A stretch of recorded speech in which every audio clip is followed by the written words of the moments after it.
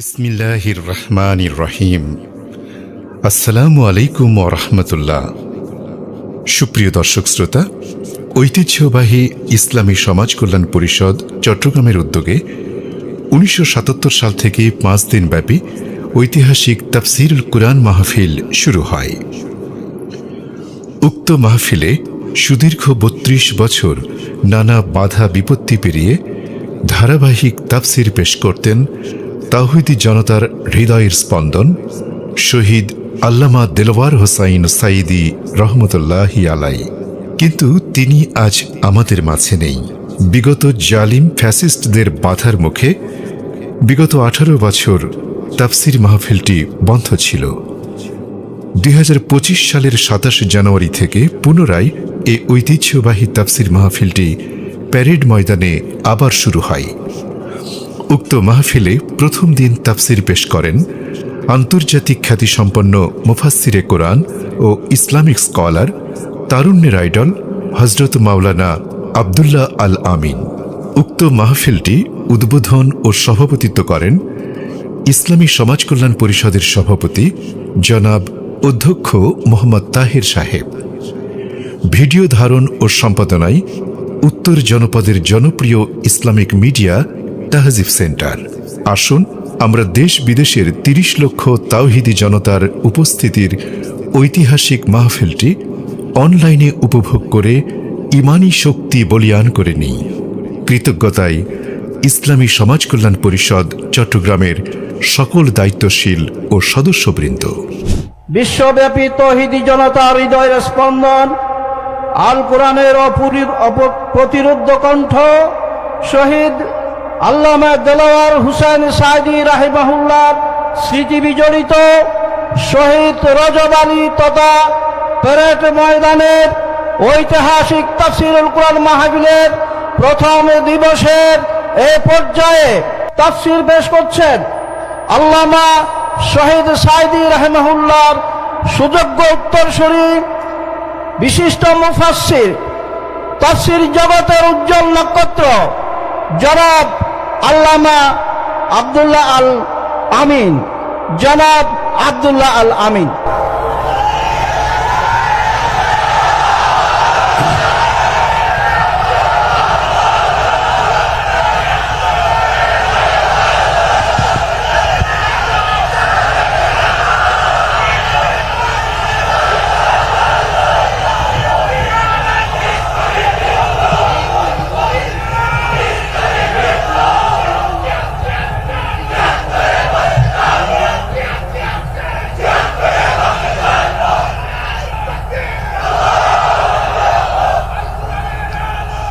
السلام عليكم ورحمة الله وبركاته.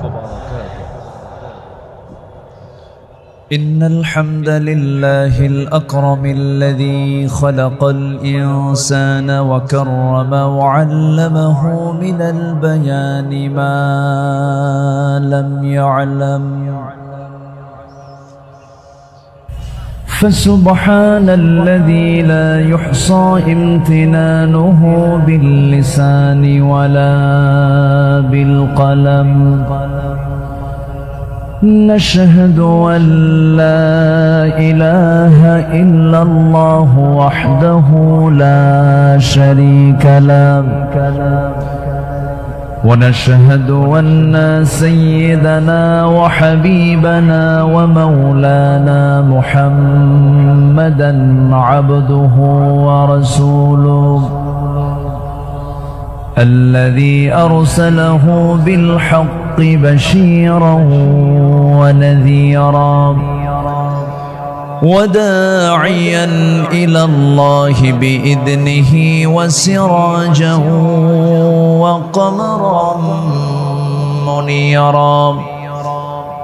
فقد قال الله تعالى في كلامه المجيد وفرقانه الحميد: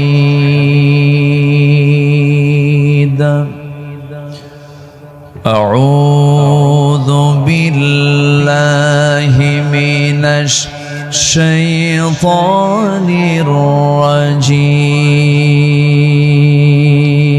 الرجيم. بسم الله الرحمن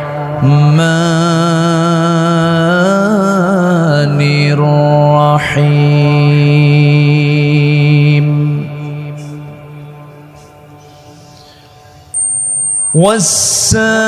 والسابقون الأولون من المهاجرين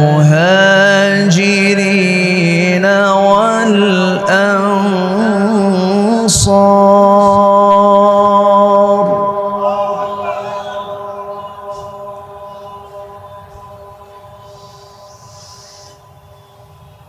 من المهاجرين والأنصار والذين اتبعوهم بإحسان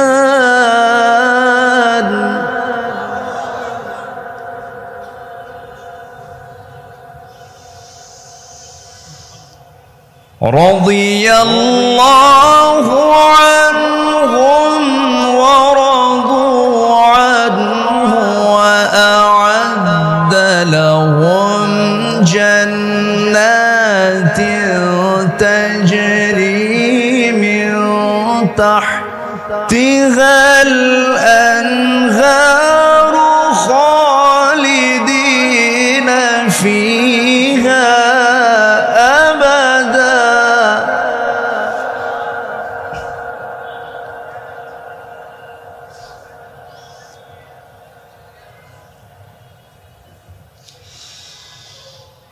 وأعد لهم جنات تجري من تحتها الأنهار خالدين فيها أبدا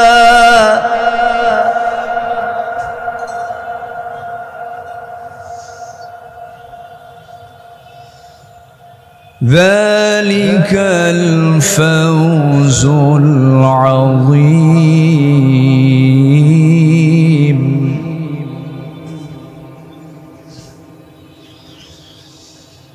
الله أكبر بسم الله الرحمن الرحيم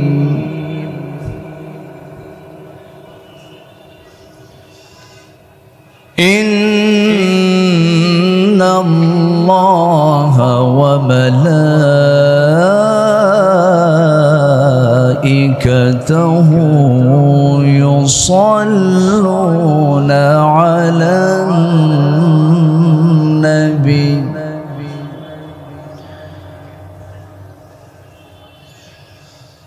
يا أيها الذين آمنوا صلوا عليه وسلموا تسليما اللهم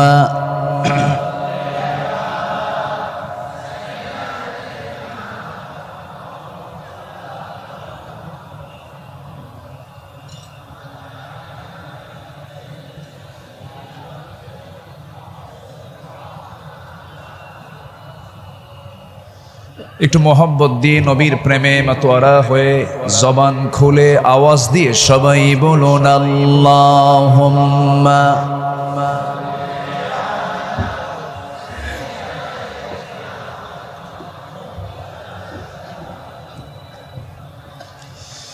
وعلى آل سيدنا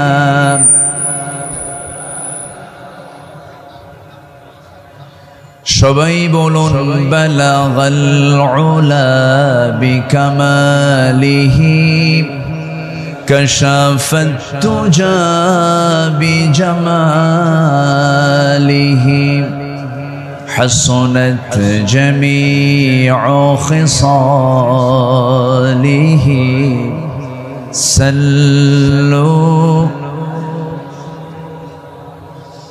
سراج الملة تمهي فخر دو عالم دلبار مولاه شريف الأنبياء نسخا كل أديان دخره بلغ العلا بكماله كشف التجى بجماله حسنت جميع خصاله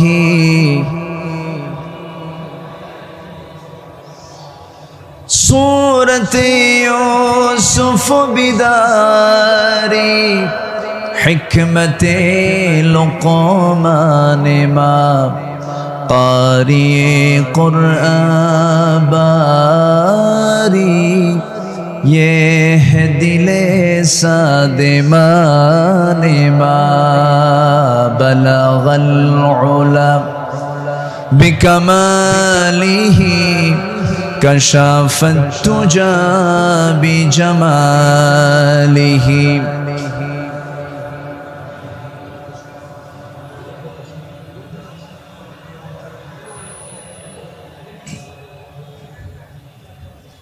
চট্টগ্রামের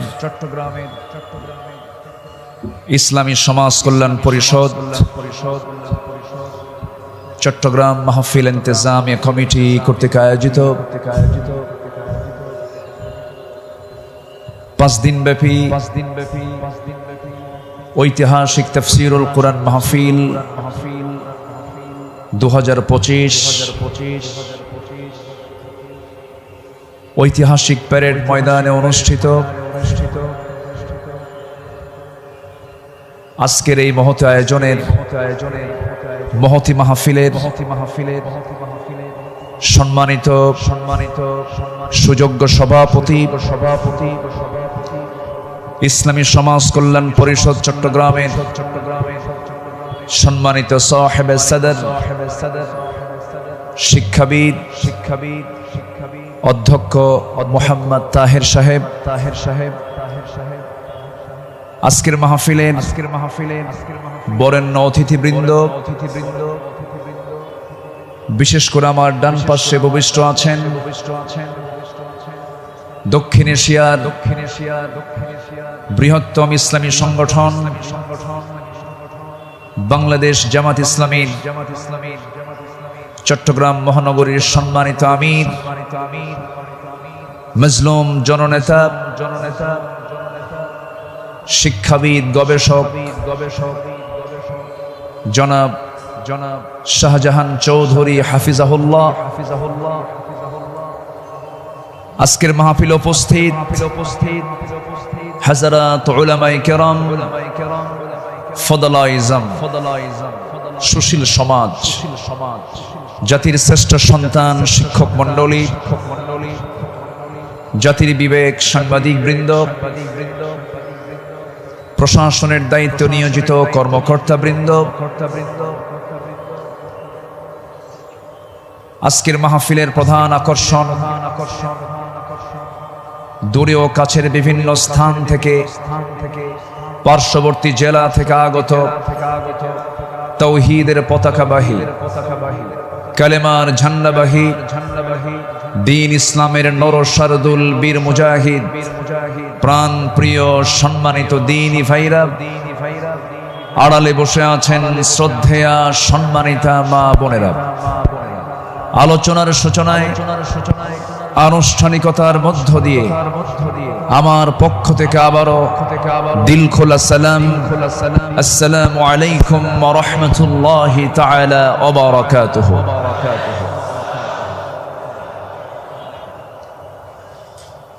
সবাই কেমন আছেন? ওনারা বেগুন কেন আছেন? যে আয় কম আছে আলহামদুলিল্লাহ, আল্লাহ তাআলা আমাকে আপনার সাথীতে বসে রেখেছেন, বলি আলহামদুলিল্লাহ। মহান রব্বে করিমের দরবারে লাখ কোটি শুকরিয়া যে মহান আল্লাহ সুবহানাহু ওয়া তাআলা দীর্ঘ 18 বছর পরে, দেড় যুগ পরে এই মাঠে কোরআন শোনার এমন একটি অনুকূল পরিবেশ যে মহান রব্বে করিম করে দিলেন, সেই মহান জাল্লা শানুহুর দরবারে আমরা সবাই লাখ কোটি শুকরিয়া আদায় করছি। মুহাব্বাতান জোরালো কণ্ঠে বলে উঠছি আলহামদুলিল্লাহ। চিৎকার মেরে বলছি আল্লাহুম্মা ইন্নী আসআলুকা আল হুদা ওয়াত তুকা ওয়াল আফাফা ওয়াল গিনা। সবাই বলি আল্লাহুম্মা আইন্নি আলা যিকরিকা ওয়া শুকরিকা ওয়া হুসনি ইবাদাতিকা। আমরা আল্লাহ তাআলার শুকর আদায় করে নিলাম। সম্মানিত হাজিরিন, এই মাহফিলের যিনি আলোচনা শুরু করেছেন, এই মাহফিল যাকে দিয়ে আলোচনা শুরু হয়েছে, শহীদ আল্লামা দিলওয়ার হুসাইন সাইদি রাহিমাহুল্লাহ।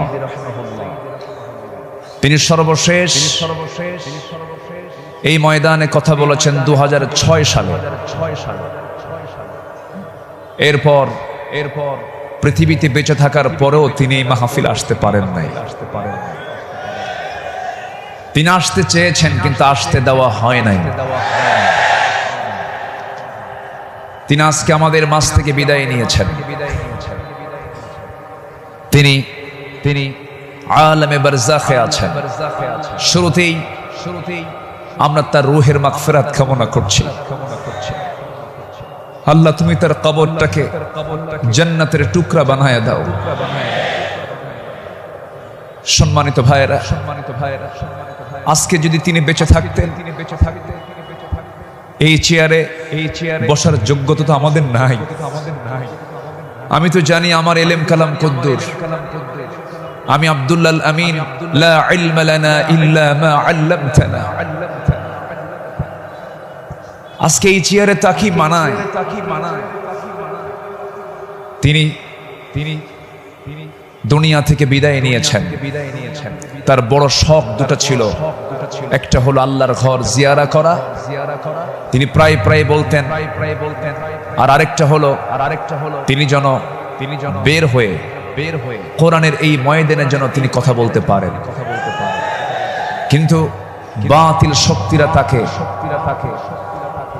সেই তার চাওয়াটা পূরণ করতে দেয়নি। 2023 সালের 13ই আগস্ট চিকিৎসার নাম করে সুস্থ একজন মানুষকে জেলখানা থেকে বের করে হসপিটালে জোর করে ভর্তি করিয়ে ইনজেকশন পুশের মধ্য দিয়ে পয়জনিং করে বিষ প্রয়োগ করে দিল্লির প্রেসক্রিপশনে তাকে হত্যা করা হয়েছে। তাফসীর মাহফিলের এই প্ল্যাটফর্ম থেকে সুস্পষ্ট ভাষায় জানান দিতে চাই, আল্লামা সাঈদীর মতো এই কিংবদন্তির হত্যার সঙ্গে যারাই জড়িত চূড়ান্ত শাস্তি নিশ্চিত করা হোক। এ মতের পক্ষে রাজি আছেন কারা কারা? হাত উঁচু করে দেখান মুসলমান।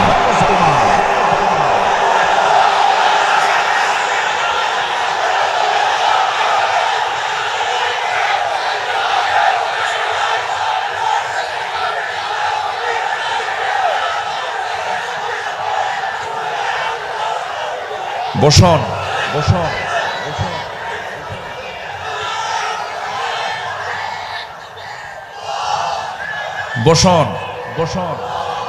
সম্মানিত ভাইয়েরা, আজকের এই তাফসীর মাহফিলে তার নাম বসুন। আজকের এই তাফসীর মাহফিলে তার যদি নামটা না নেওয়া হয় শুরুতে, বড় কৃপণতা হয়ে যাবে। সম্মানিত বন্ধুগণ, এই মাহফিল আবার 1.5 যুগ পরে শুরু হলো। এই মাহফিলকে তুমি আল্লাহ কিয়ামত পর্যন্ত কবুল করে নাও। এই মাহফিলের শুরু থেকে নিয়ে আজ পর্যন্ত যারা জড়িত আছেন, যারা বেঁচে আছেন, তাদের প্রতি খাস রহমত নাজিল করো, এবং যারা দুনিয়া থেকে বিদায় নিয়েছেন, কবরগুলোকে জান্নাতের নূর দিয়ে মুনাফার করে দাও। সম্মানিত ভাইয়েরা, আমি আলোচনার সূচনায় সর্বকালের সর্বযুগের সর্বশ্রেষ্ঠ গ্রন্থ, complete and balanced code of life, Al Quran আল মজিদের গুরুত্বপূর্ণ একটি সূরা, সূরাতুত তাওবার একটা আয়াত আমি তেলাওয়াত করেছি। সূরা তাওবার 100 নম্বর আয়াত আমি তেলাওয়াত দিয়ে শুরু করেছি। আয়াতটিকে সামনে রেখে কিছু কথা আমি বলতে চাচ্ছি। আল্লাহ যেন আমার মুখ থেকে সেই কথাগুলোই বের করে দেন যে কথাগুলো মুসলিম উম্মার জন্য এই মুহূর্তে দারুণ প্রয়োজন। সম্মানিত হাজিরিন, এই পৃথিবীতে শ্রেষ্ঠ মানুষ হচ্ছেন আম্বিয়ে কেরাম, এবং পৃথিবীর প্রথম মানুষও একজন নবী ছিলেন, আমাদের সবার পিতা সাইয়্যিদানা আদম আলাইহিস সালাতু ওয়াস সালাম। এবং এটার সিলসিলা শেষ হয়েছে খাতামুন নবিয়্যিন, সরওয়ারে কায়নাত, রাহমাতুল লিল আলামিন, রাহমাতে আলম, নবী মুকাররম জনাবে মুহাম্মদুর রাসূলুল্লাহ সাল্লাল্লাহু আলাইহি ওয়াসাল্লাম। তার সময় এসে নবুয়তের এই সিলসিলা শেষ হয়েছে। এরপরেই যাদের সম্মান মর্যাদা আল্লাহ পাক সবচাইতে বেশি দিয়েছেন তারা হচ্ছেন সাহাবায়ে কেরাম। আল্লাহ তাআলা তাদের সম্মান, তাদের মর্যাদা অনেক বেশি দিয়েছেন, এবং আল্লাহ নিজে তাদের শানে বলেছেন রাদিয়াল্লাহু আনহুম, আল্লাহ তাদের উপরে সন্তুষ্ট হয়েছেন। আল্লাহ নিজে যদি বলেন আমি তাদের উপরে সন্তুষ্ট হয়েছি, তাদের ঠিকানা কোথায় হবে? জান্নাত হবে। এটাই স্বাভাবিক। সেই সাহাবে কেরামদের জীবন থেকে কিছু কথা, আমার নবীর আদর্শে গড়া সাহাবীদের বিপ্লবী জীবন, মুমিনের অনুসরণীয় পথ, এই বিষয়ে আমি আজকে কিছু কথা বলতে চাচ্ছি। ওয়ামা তাওফীকি ইল্লা বিল্লাহ আলাইহি তাওয়াক্কালতু ওয়া ইলাইহি উনীব। আসুন সোজা আমরা আলোচনার দিকে চলে যাই। যেহেতু এক রাত আমি পেয়েছি। আল্লামা সাঈদ রাহিমাহুল্লাহ এমন একজন ব্যক্তি ছিলেন, একটানা একজন আলোচক 5 দিন একই প্ল্যাটফর্মে কথা বলেছেন। এমন রেকর্ড বাংলার জমিন আজ পর্যন্ত কেউ দেখাতে পারেন নাই। বলি আলহামদুলিল্লাহ, জোরে বলি আলহামদুলিল্লাহ। সম্মানিত হাজিরিন, আমরা যে কিতাব নিয়ে বসেছি, এই কিতাব আসমানি কিতাব। পৃথিবীর সকল কিতাব হলো দুনিয়ার, আর এই কিতাব হলো আসমানি, স্বতন্ত্র একটি কিতাব।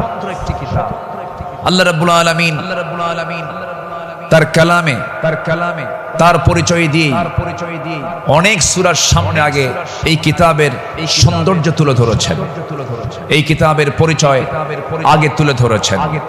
যেমন কোরআন খোলার সঙ্গে সঙ্গেই আমরা পেয়ে যাই আমার রবের পরিচয় আলহামদুলিল্লাহি রাব্বিল আলামিন। এরপরে আমরা যখন সেকেন্ড সূরাতে আসি তখন পেয়ে যাই এই কিতাবের পরিচয় যালিকাল কিতাব লা রাইবা ফীহি। আবার আলে ইমরানে আসেন, এরকম পরিচয় পাওয়া যায়। সূরা ইয়াসিন, সূরা রহমান, সূরা ইউসুফ, অনেক সূরার শুরুতে আল্লাহ রাব্বুল আলামিন আগে এই কিতাবের সৌন্দর্য তুলে ধরেছেন। আল্লাহ রাব্বুল আলামিন বলেন আর রহমান আল্লামাল কুরআন খালাকাল ইনসানা আল্লামাহুল বায়ান। الشمس والقمر بحسبان والنجم والشجر يسجدان জোরে বলুন আল্লাহু আকবার। তিনি রহমান, যিনি বান্দাকে কোরআন শিক্ষা দিয়েছেন। আবার ইয়াসিনে চলে যান, ইয়াসিন ওয়াল কুরআনিল হাকীম ইন্নাকা লামিনাল মুরসালিন আলা সিরাতিম মুস্তাকিম। আল্লাহ রাব্বুল আলামিন এই কিতাবের পরিচয় অনেক সূরার শুরুতেই দিয়েছেন। আগে কিতাব সম্পর্কে বান্দা বুঝে নাও। সচরাচর অন্য কিতাবের মতো এই কিতাব এমনটা নয়। আল্লাহ রাব্বুল আলামিন এই বান্দার জন্য কিতাবটাকে কি করে দিয়েছেন? আল্লাহ রাব্বুল আলামিন বলেন, তিবিয়ানাল লিকুল্লি শাই, তোমার জীবনের জন্য যা কিছু প্রয়োজন সব আয়োজন আমি এর মধ্যে করে দিয়েছি, কোথাও যাওয়ার দরকার নাই। ফাআইনা তাযহাবুন ইন হুয়া ইল্লা যিকরুল লিল আলামিন লিমান শাআ মিনকুম আন ইয়াস্তাকিম ওয়া মা তাশাউনা ইল্লা أن يشاء الله رب العالمين জোরে বলুন আল্লাহু আকবার। তুমি কোথায় যাও? কোন পথে দৌড়াচ্ছ? দুনিয়ার কোন তন্ত্র মন্ত্রের দিকে দৌড়াও? দুনিয়ার কোন আইনের দিকে দৌড়াও? এই পৃথিবীতে 70 থেকে 80টি মানব রচিত মতবাদ আছে। সমস্ত মতবাদকে তোমার ধিক্কার মারতে হবে, পচা বস্তাগুলোকে ফেলে দিয়া আল্লাহর আহ্বান হলো ইন হুয়া ইল্লা যিকির, এই জিকিরের দিকে চলে আসো। কোরআন তোমাকে সুপারিশ করে জান্নাতের দরজায় পৌঁছায়া দেবে। কোরআনের দল ছাড়াও এই দেশে আরো দল আছে না নাই? আসতে বলবেন না, আছে না নাই? ইসলামী দল ছাড়া আরো দল এই দেশে আছে না নাই? কিন্তু আল্লাহর কাছে মনোনীত দল একটাই, ইন্নাদ দীনা ইনদাল্লাহিল ইসলাম। ইসলাম ছাড়া অন্য কিছু যে গ্রহণ করবে, সোজা কথা আল্লাহ পাক বলে দিচ্ছেন, ওয়া মান ইয়াবতাগি গায়রাল ইসলামি দীনান ফালান ইউকবালা মিনহু, যে ব্যক্তি জীবন বিধান হিসাবে, দল হিসাবে ইসলামকে বাদ দিয়ে অন্য কোন দিনকে গ্রহণ করবে, তার কোনো কিছুই গ্রহণ করবেন না। তিনি কে? এই কথা কে বলেছেন? অতএব দল করতেই হবে, সেই দল হতে হবে। কার দল? আসতে বলবেন না, কার দল? আল্লাহ রাব্বুল আলামিন বলেন, ইন্নামা ওয়ালিয়্যুকুমুল্লাহু ওয়া রাসূলুহু ওয়াল্লাযীনা আমানুল্লাযীনা ইউকিমুনাস সালাতা ওয়া ইউতুনাস যাকাতা ওয়া হুম রাকিউন ومن يتولى الله ورسوله والذين آمنوا فإن حزب الله هم الغالبون। যারা আল্লাহর দল করবে তারাই বিজয়ী হবে। ঘোষণাকার আল্লাহ। ছাড় দেন কিন্তু ছেড়ে দেন না, ঠিক কিনা? ছাড় দেন কিন্তু ছেড়ে দেন না। দেখেন না, যাওয়ার রাস্তা পাইল না, শেষে ভাঙ্গা হেলিকপ্টারে বিদায় নিল, ঠিক কিনা? যুগে যুগে যারাই আসমানি কিতাব নিয়ে ষড়যন্ত্র করেছে, যুগে যুগে যারাই জগতের শ্রেষ্ঠ সন্তান আলেমদেরকে নিয়ে ষড়যন্ত্র করেছে, তাদের অবস্থায় ফেরাউনদের মতো হয়েছে, হামানদের মতো হয়েছে, নমরুদদের মতো হয়েছে। সম্মানিত ভাইয়েরা, এই কোরআনকে আমরা মানব শুধু নামাজে না সমাজেও? এই কোরআনকে মানতে হবে এক জায়গায় না সব জায়গায়? সব জায়গায় মানবো। জোরে বলি ইনশাআল্লাহ। এর মধ্যে কোনো তথ্যবাদ পড়েনি, সব তথ্য আল্লাহ পাকের মধ্যে দিয়েছেন। মিন শাইইন ওয়ালা আসগরা মিন যালিকা ওয়ালা আকবারা ইল্লা ফি কিতাবিম মুবিন। এমন কোন ছোট বিষয় নাই যা বাদ পড়েছে, আবার এমন কোন বড় বিষয় নাই যা বাদ পড়েছে, সব বলে দিয়েছেন তিনি আমার কে, আল্লাহ পাক। আল্লাহ তাআলা একটা সূরা নাযিল করেছেন, সূরাতুন নাহল, মৌমাছি। শতকের পর শতক, হাজারো গবেষণার পরে সর্বপ্রথম 1973 সালে অস্ট্রিয়ান একজন বিজ্ঞানী কার্ল ভন ফ্রিশ মৌমাছির জীবন চক্র নিয়ে গবেষণা করে তিনি নোবেল পুরস্কার পান। তিনি এই বিষয়ে একটা বইও লিখেছেন, যার নাম হলো দ্য ড্যান্সিং বিজ। তিনি সর্বপ্রথম ফটোগ্রাফির মাধ্যমে প্রমাণ করে দেখিয়েছেন মূলত ফিমেল ওয়ার্কার বি, মধু সংগ্রহ এবং মৌচাক নির্মাণের মূল কর্মী তারা। অথচ মহান রব্বুল আলামিন আজ থেকে ১৫০০ বছর আগে এই নারী কর্মী মৌমাছির কথা জানিয়ে দিয়েছেন কোরআনে ১৫০০ বছর আগে। জোরে বলি সুবহানাল্লাহ। আল্লাহ রাব্বুল আলামিন বলেন, وَأَوْحَى رَبُّكَ إِلَى النَّحْلِ أَنِ اتَّخِذِي مِنَ الْجِبَالِ بُيُوتًا وَمِنَ الشَّجَرِ وَمِمَّا يَعْرِشُونَ। জোরে বলুন আল্লাহু আকবার। আমার বন্ধুগণ, নাম্বার 2 হলো আল্লাহ রাব্বুল আলামিন এই মৌমাছি যে তথ্যগুলো দিয়েছেন সেই তথ্যের হালে এসে তারা বলতেছে, কিন্তু ১৫০০ বছর আগে আল্লাহ রাব্বুল আলামিন তা জানিয়ে দিয়েছেন। আল্লাহ রানী মৌমাছিকে, স্ত্রী মৌমাছিকে ওহী দিয়ে জানাচ্ছেন, তুমি পাহাড়ে, গাছে এবং তারা যে গৃহ নির্মাণ করে তাতে নিবাস তোমরা বানায় নাও। জোরে বলি সুবহানাল্লাহ। নাম্বার 2, তিনি প্রমাণ করেছেন যখন একটি কর্মী মৌমাছি নতুন ফুলের বাগান বা উদ্যান খুঁজে পায়, তখন সে অন্য মৌমাছিদের সঠিক পথের দিক নির্দেশনা দেয়। কার্ল ভন ফ্রিচ এই নামের নাম দেন, এই নাচের নামটা দেন হচ্ছে ওয়াগল ড্যান্স, যা পৃথিবী জুড়ে সাড়া ফেলে। অথচ এই তথ্য কোরআনের কাছে অনেক পুরাতন। মহান আল্লাহ তাআলা ১৫০০ বছর আগে এটাও জানিয়ে দিয়েছেন। জোরে বলি সুবহানাল্লাহ। আল্লাহ রাব্বুল আলামিন বলেন, সুম্মা কুলি মিন কুল্লি সামারাতি ফাসলুকি সুবুলা রাব্বিকা যুলুলা। জোরে বলুন আল্লাহু আকবার। তুমি প্রত্যেক ফল থেকে আহার করো এবং তুমি আমার রবের সহজ পথে চলো। আল্লাহু আকবার।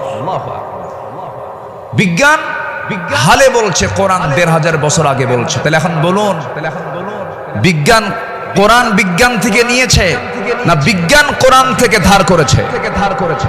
বিজ্ঞান কোরআন থেকে ধার করেছে। এখানে শেষ নয়। নাম্বার 3, বর্তমান সময়ে বিজ্ঞানীরা নিখুঁত গবেষণার মাধ্যমে প্রমাণ করেছেন আসলে মধু বের হয় মৌমাছির পেট থেকে, মৌমাছির পেট থেকে। এই আশ্চর্য তথ্যটিও মহান রব্বুল আলামিন ১৫০০ বছর আগেই জানিয়ে দিয়েছেন। সুবহানাল্লাহ। আল্লাহ রব্বুল আলামিন বলেন, ইয়াখরুজু মিন বুতুনিহা শারাবুম মুখতালিফুন আলওয়ানুহু ফীহি শিফাউন লিন-নাস ইন্না ফী যালিকা লাআয়াতান লিকাওমিন ইয়াতাফাক্কারুন। জোরে বলুন আল্লাহু আকবার। তার পেট থেকে এমন পানীয় বের হয় যা রং ভিন্ন ভিন্ন, যাতে রয়েছে মানুষের জন্য রোগ নিরাময়। নিশ্চয় এতে নিদর্শন রয়েছে সেই কওমের জন্য যারা চিন্তা করে। জোরে বলে সুবহানাল্লাহ। আল্লাহ তাআলার কি একটা ফার্মাসিউটিক্যাল কোম্পানি, কি বিশাল বড় একটা ফ্যাক্টরি আল্লাহ পাক মৌমাছিকে এই দায়িত্ব দিয়ে দিয়েছে। 1 পাউন্ড মধু বানাতে 550 মৌমাছিকে প্রায় 20 লাখ ফুলে ভ্রমণ করতে হয়। সুবহানাল্লাহ বলবেন না? সেখানে একটা কর্মী মৌমাছিকে ৮০,০০০ কিলোমিটার পথ অতিক্রম করতে হয়। অন্য একটি গবেষণায় এসেছে ১৪.৫ কিলোমিটার পথ অতিক্রম করতে হয়, যা দিয়ে পুরো পৃথিবীটাকে ৩ বার প্রদক্ষিণ করা সম্ভব। শুধু ১ পাউন্ড মধু তৈরিতে মৌমাছির এত কষ্ট করতে হয়। আল্লাহু আকবার বলে। মহান আল্লাহ তাআলা এই মৌমাছির মধ্যে সঠিক পরিমিত তাপমাত্রা বোঝার মতো আশ্চর্য একটা ক্ষমতা দিয়েছেন। মৌচাকের সঠিক তাপমাত্রা ৩৫ ডিগ্রি সেলসিয়াস থাকা প্রয়োজন। যদি কখনো তাপমাত্রা এর কম ৩০ ডিগ্রিতে নেমে আসে, তখন মৌমাছিগুলো সবাই একত্রিত হয়ে তাদের ডানাগুলো ঝাঁপিয়ে তাপমাত্রা বৃদ্ধি করে। জোরে বলে সুবহানাল্লাহ।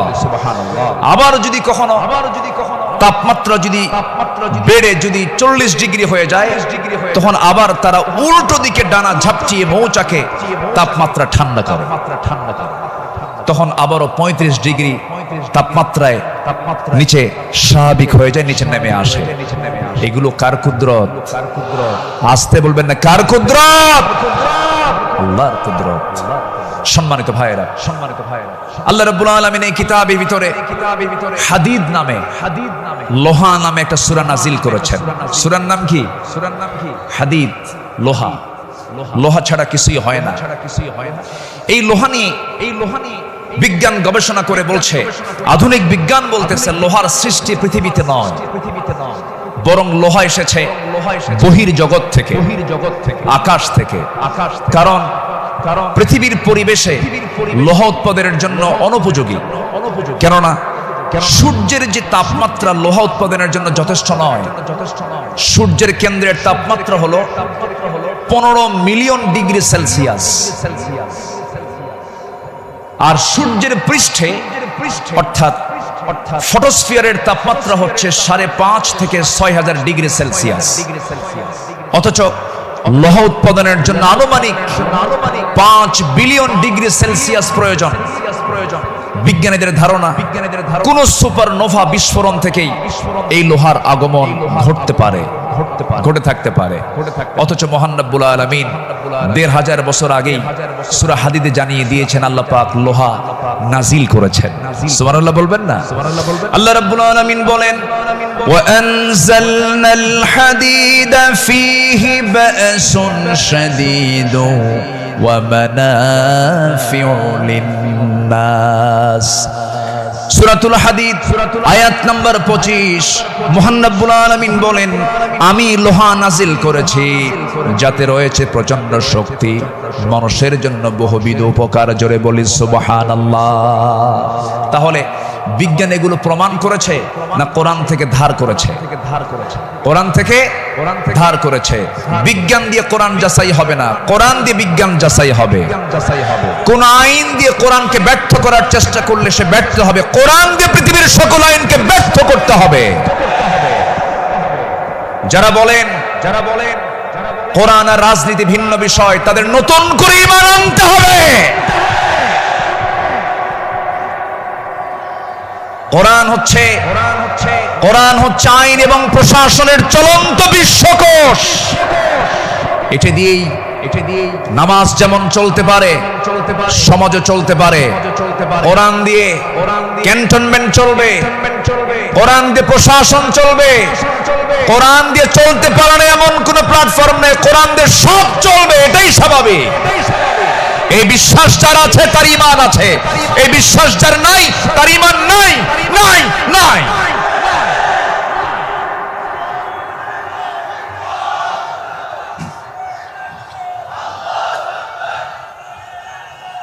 সম্মানিত ভাইয়েরা, সম্মানিত বন্ধুগণ, তাহলে সব সমস্যার সমাধান কি কোরআন করতে পারে? আসতে বলবেন না, পারে। এখন বাংলাদেশের সবচাইতে বড় সমস্যা কি জানেন? গদি সমস্যা। কি সমস্যা বলেন? গদি সমস্যার সমাধান তো মনে হয় কোরআনে নাই। একটা আয়াত আছে, আয়াতুল কুরসি। আয়াতুল কুরসি। কুরসিয়ন মানে কি? গদি। কুরসিয়ন মানে কি? গদিটা মূলত কার? আসতে বলবেন না, গদিটা মূলত কার? আল্লাহ। ক্ষমতা কারোই না, ক্ষমতা একমাত্র কার? আল্লাহ। কোরআন সম্পর্কে সংক্ষিপ্ত একটা ধারণা, আল্লাহর সিস্টেম মতোই আল্লাহ এই পদ্ধতিতেই তিনি আলোচনা করেছেন কোরআনে। তার কথাগুলো এইভাবে আসছে। আসুন আমরা এখন মূল ওই আয়াতটার দিকে আমরা চলে যাচ্ছি। সম্মানিত বন্ধুগণ,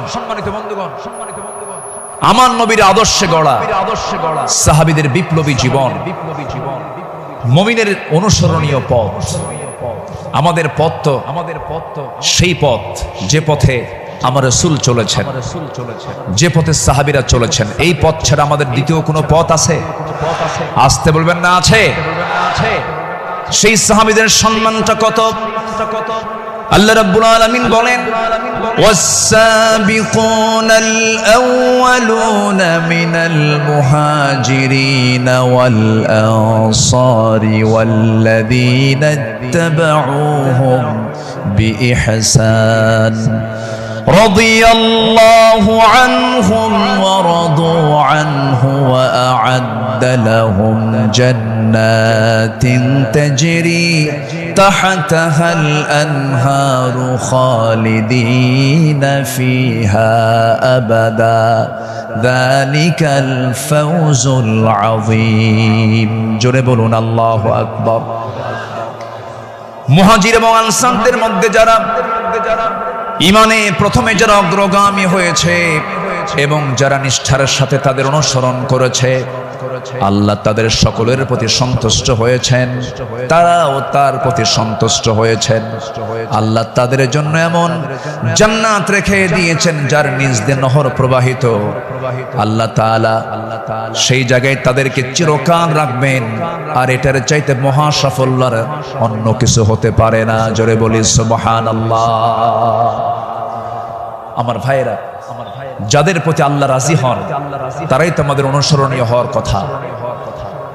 যারা আল্লাহর রহমত প্রাপ্ত বান্দা, যাদের দুনিয়াতে জান্নাতের সংবাদ দিয়েছেন, এমন 10 জন সাহাবী ছিলেন যাদেরকে আল্লাহ রাব্বুল আলামিন দুনিয়াতে জান্নাতের সংবাদ তাদের কানে শুনিয়ে দিয়েছেন।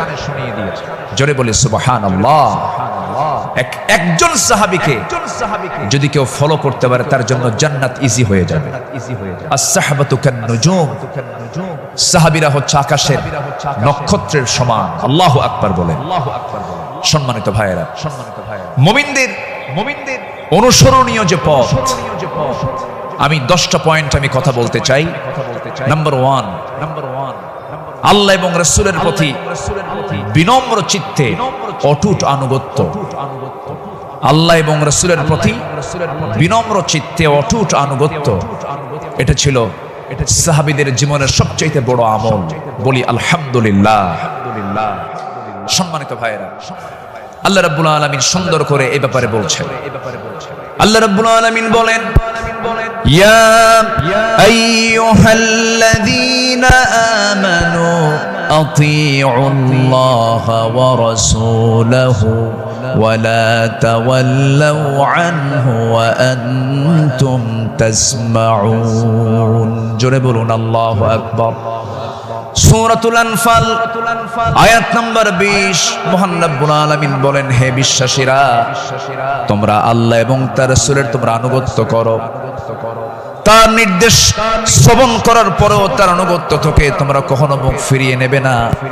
আল্লাহ রাব্বুল আলামিন সুন্দর করে হুকুম আকারে দিয়েছেন।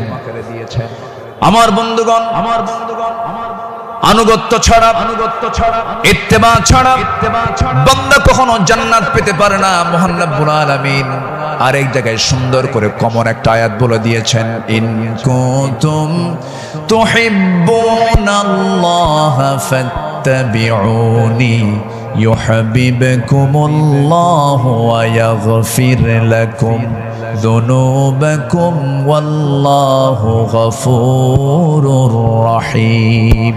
জোরে বলুন আল্লাহু আকবার। কি মুহাম্মদ সে वफा तूने तो हम तेरे है, ये है जहां चीज है क्या लौह कलम तेरे है।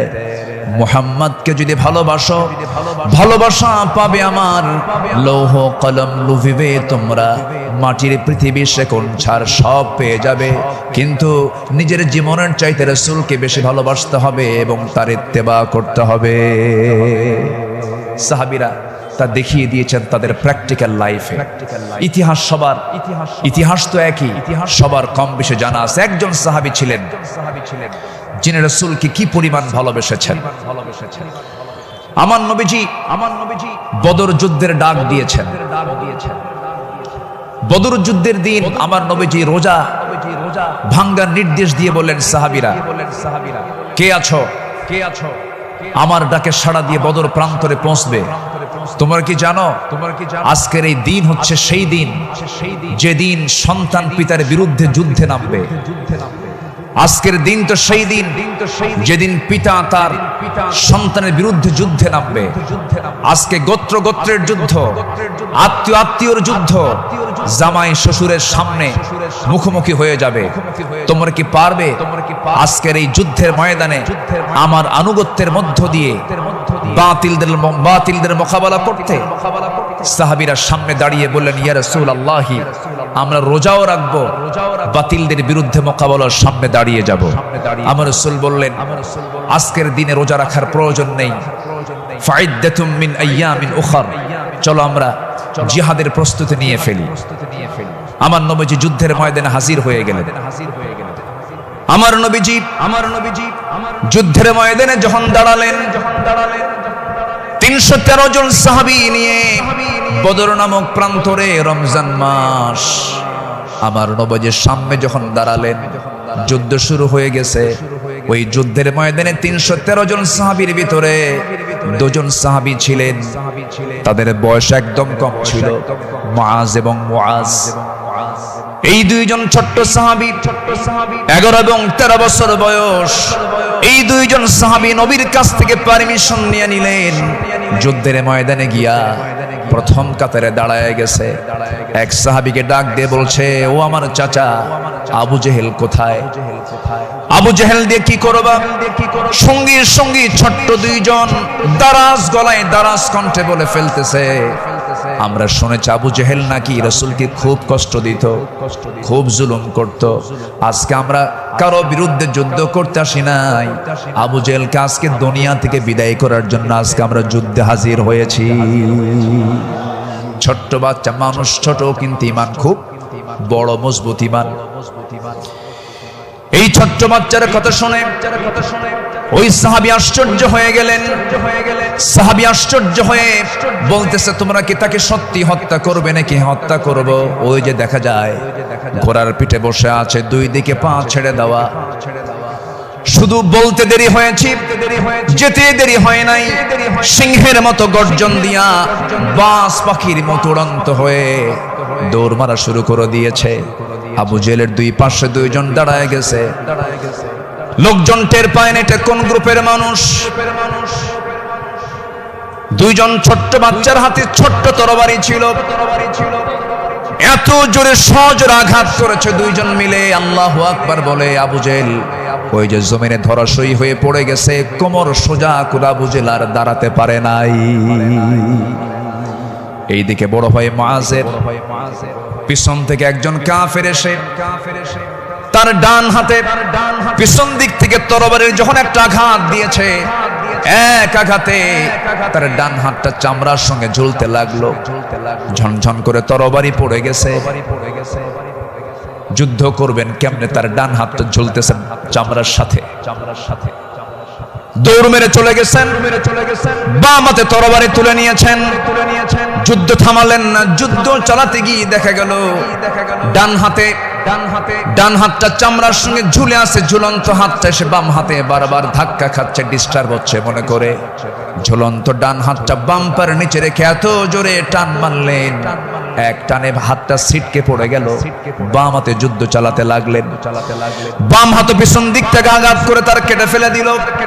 ঝনঝন করে তরবারি পড়ে গেছে, আর যুদ্ধ করতে পারছেন না। যুদ্ধ করবেন কেমনে? 2 হাতিতে চলে গেছে। আরেকজন কাফের এসে গর্দান বরাবর যখন আঘাত এনেছে, দুনিয়া থেকে এই ছোট্ট 13 বছরের নাবালক সন্তান দুনিয়া থেকে বিদায় নিয়ে গোটা বিশ্ববাসীকে জানান দিচ্ছে, ও পৃথিবীর মানুষ, আমরা দিন কায়েমের জন্য যে জীবন দিলাম, এমন করেই দিন কায়েমের পথে জীবনটা দিতে হয়। জোরে বলি সুবহানাল্লাহ, আরো জোরে বলি সুবহানাল্লাহ, আরো জোরে বলি সুবহানাল্লাহ। আমার বন্ধুগণ, আমার নবীজি আল্লাহর পথে যত হাজারো বিপদ এসেছে, বিনম্র চিত্তে অটুট আনুগত্য আমার নবীজি আল্লাহর করেছেন। তার বড় একটা প্রমাণ হলো, একটু শুনুন, কান লাগায়া কতগুলো শুনেছি, বারবার শোনার প্রয়োজন আছে। নবীজি তার জীবনের সবচাইতে বেশি মার খেয়েছেন দুই জায়গায়, একটা হলো তায়েফের ময়দান, আরেকটা হচ্ছে উহুদের ময়দান। তায়েফের ময়দানে আঘাতটা আমার নবীজির যে পরিমাণ লেগেছিল, মাথা থেকে পা পর্যন্ত ক্ষত বিক্ষত হয়ে পড়েছিল, এমন কোন জায়গা নাই যে জায়গায় নবীজির দাগ ছিল না। উহুদের ময়দানে তিনি দাঁত হারিয়েছেন। খন্দকের পরীক্ষা খনন করতে গিয়ে তিনি তার কোমর হারিয়েছেন। যখন পরীক্ষা খনন করতে গেছেন, 4 দিনের না খাওয়া রাসূল পরীক্ষা খনন করতে গিয়ে ওই যে কোমর কুঁজো হয়ে গিয়েছিল, মৃত্যুর দিন পর্যন্ত আমার নবীজি কোমর সোজা করে দাঁড়াতে পারেন নাই। এত বড় কঠিন মুসিবতের সম্মুখীন আমার নবীজি হয়েছেন।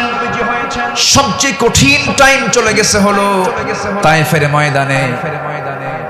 বুক ভরা আশা নিয়ে কালিমার দাওয়াত দিতে গেছেন, কিন্তু সেই জায়গায় গিয়ে আমার নবীজি ফুল পেয়েছেন না পাথর পেয়েছেন? ফুল পেয়েছেন না পাথর পেয়েছেন? পাথর পেয়েছেন। কিন্তু আমার নবীজি রক্তাক্ত অবস্থায় পড়ে থাকলেন। জুতার তলার সঙ্গে পায়ের তলার জমাট বেঁধে গেছে, নবীজি দাঁড়াতে পারছেন না, সেন্সলেস হয়ে পড়েছিলেন। কিন্তু যখন হুঁশটা ফিরে আসলো, মালাকুল জিবাল এসে নবীকে লক্ষ্য করে বলছেন, ইয়া রাসূলুল্লাহ, দুই দিকের পাহাড় দিয়ে চাপা দিয়ে এদেরকে আমি শেষ করে দিই, আপনি শুধু অর্ডার করেন। জবাবে আমার রাসূল বললেন, লা বাল আরজু আন ইউখরিজাল্লাহ মিন আসলাবিহিম মান ইয়াবুদুল্লাহ ওয়াহদাহু লা ইউশরিকা বিহি শাইআন। সহিহ মুসলিমের হাদিস এসেছে, রাসূল বললেন, না না ও ফেরেশতা, এদেরকে চাপা দিয়ে মেরো না। আমি আশা করি এদের ওরস থেকে যে সন্তান জন্ম নেবে তারা আল্লাহর ইবাদত করবে। জোরে বলি সুবহানাল্লাহ। রাসূল তাদেরকে মাফ করে দিয়েছেন। আমার বন্ধুগণ, আমার নবীজি আনুগত্য কাকে বলে আল্লাহ রাসূল তা শিখিয়ে দিয়েছেন, সাহাবাদের জীবনে তা শিখিয়ে দিয়েছেন। সাহাবে কেরাম রাসূলকে জীবন দিয়ে ভালোবেসেছেন। মিকদাদ রাদিয়াল্লাহু তাআলা আনহু রাসূলকে সামনে দাঁড় করিয়ে বলছেন, ইয়া রাসূলুল্লাহি ওয়াল্লাহি ইয়া রাসূলুল্লাহ লা নাকুলু কামা ক্বালাত বানু ইসরাঈল লিমূসা ফাযহাব আনতা ওয়া রাব্বুকা ফাকাতিলা ইন্না হাহুনা কাঈদুন ওয়ালাকিন্নানা নুকাতিলু আন ইয়ামিনিক ওয়া আন ইয়াসারিক ওয়া মিন বাইনি ইয়াদাইক ওয়া মিন খালফিক। জোরে বলি আল্লাহু আকবার।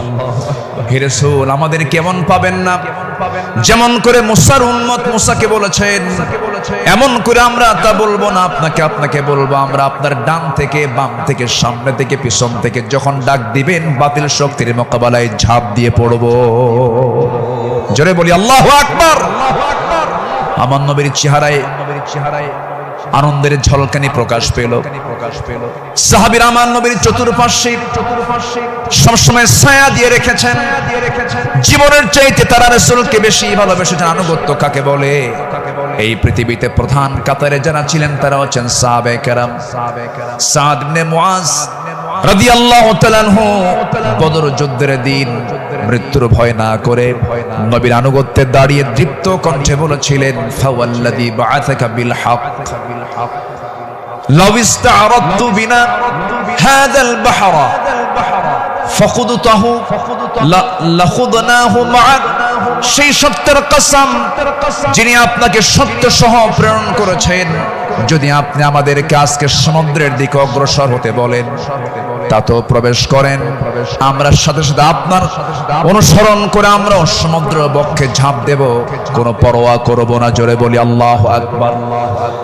আমার বন্ধুগণ, নাম্বার 2 আমরা চলে আসি দান এবং দানশীলতায়, রাসূলের আদর্শ এবং সাহাবীদের অনুসরণ। আমার নবীজির দান, তার যে দানশীলতার ব্যাপারে হাদিস এসেছে, তিনি প্রবাহিত বাতাসের মতো দান করতেন। كان رسول الله صلى الله عليه وسلم أجود الناس فلرسول الله صلى الله عليه وسلم أجود بالخير من الريح المرسلة। আমার নবী প্রবাহিত বাতাসের মতো তিনি দান করতেন। যখন শুরু করতেন দান থামতো না, অবারিত দান করতেন। জোরে বলি সুবহানাল্লাহ। সাইয়েদনা ওমর ফারুক রাদিয়াল্লাহু তাআলা আনহু তিনি বলেন, তাবুকের প্রান্তরে বুক ভরা আশা নিয়া নবীর সামনে দাঁড়ালাম এবং মনে মনে ভাবলাম সারা জীবন আমার বন্ধু আবু বকরের সঙ্গে কোনো ইবাদতের কম্পিটিশনে পারি নাই, আজকে আমি আবু বকরকে হারায়া ফেলবো। তিনি করলেন কি, সমস্ত সম্পত্তির অর্ধেক তিনি তাবুক অভিযানে তিনি দান করলেন। আব্দুর রহমান ইবনে আওফ রাদিয়াল্লাহু তাআলা আনহু 3 বস্তা সোনা দান করেছেন। সবার দান যখন শেষ হয়ে গেছে, আমার নবী অপেক্ষার প্রহর গুনছেন তার সারা জীবনের বন্ধু, 3 দিনের ছোট বড় হিজরতের রাতের সাথী সাইয়েদনা আবু বকর সিদ্দিক রাদিয়াল্লাহু আনহু তিনি কখন তাবুকের জন্য তিনি কি নিয়ে আসবেন, তার দানের পরিমাণ কি, তিনি অপেক্ষার প্রহর গুনছেন। নবীর সামনে যখন এসে দাঁড়ালেন, রাসূল লক্ষ্য করে বলছেন, ইয়া আবা বকর মা আবকাইতা লিহালিক, হে আমার আবু বকর, তোমার পরিবার পরিজনের জন্য তুমি কি রেখে এসেছো? তিনি জবাব দিতে নিয়ে বলছেন, ক্বালা বাকাইতু লাহুমুল্লাহ ওয়া রাসূলাহ, আমি আমার পরিবারের জন্য রেখে এসেছি শুধু আল্লাহ এবং আল্লাহর রাসূলকে, বাকি সব তাবুকের প্রান্তরের জন্য আমি দান করেছি। জোরে বলি সুবহানাল্লাহ। আমার নবীজি তার শানে বলেছেন, ওমা নাফানি মালু হাদিন কদ মা নাফানি মালু আবি বকর, আমার আবু বকরের অর্থ দিয়ে আমার যেমন উপকার হয়েছে এমন উপকার আমার অন্য কারো দিয়ে হয় নাই। প্রতিটি মানুষের ইহসান পরিশোধ করতে পেরেছি আমি, রাসূল নিজে পরিশোধ করতে পেরেছি, কিন্তু আমার আবু বকরের ইহসান সমূহ এমন যে তার প্রতিদান কেবল আল্লাহ ছাড়া কেউ প্রতিদান দিতে পারবে না। জোরে বলি সুবহানাল্লাহ। আমার ভাইয়েরা, আল্লাহ রাব্বুল আলামিন সন্তুষ্টির জন্য বান্দাকে জানিয়ে দিচ্ছেন, বান্দা তোর দানটা হবে শুধুমাত্র আমার জন্য, দানের পুরস্কার হলো জান্নাত। সাহাবে কেরাম তা শিখিয়ে দিয়েছেন। আল্লাহ রাব্বুল আলামিন বলেন, মাসালুল লাযীনা ইউনফিকুনা আমওয়ালাহুম ফি সাবিলিল্লাহি কামাসালি হাববাতিন أنبتت 7 سنابل في كل سنبلة 100 حبة والله يضاعف لمن يشاء والله واسع عليم। জোরে বলুন আল্লাহু আকবার।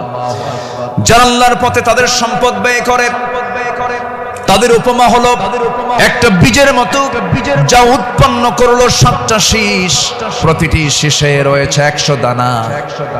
তারা আর আল্লাহ যাকে চান তার জন্য এমন করেই বাড়িয়ে দেন। আল্লাহ হচ্ছেন সবচাইতে প্রাচুর্যময় এবং সর্ব বিষয়ে জ্ঞানী। জোরে বলি সুবহানাল্লাহ।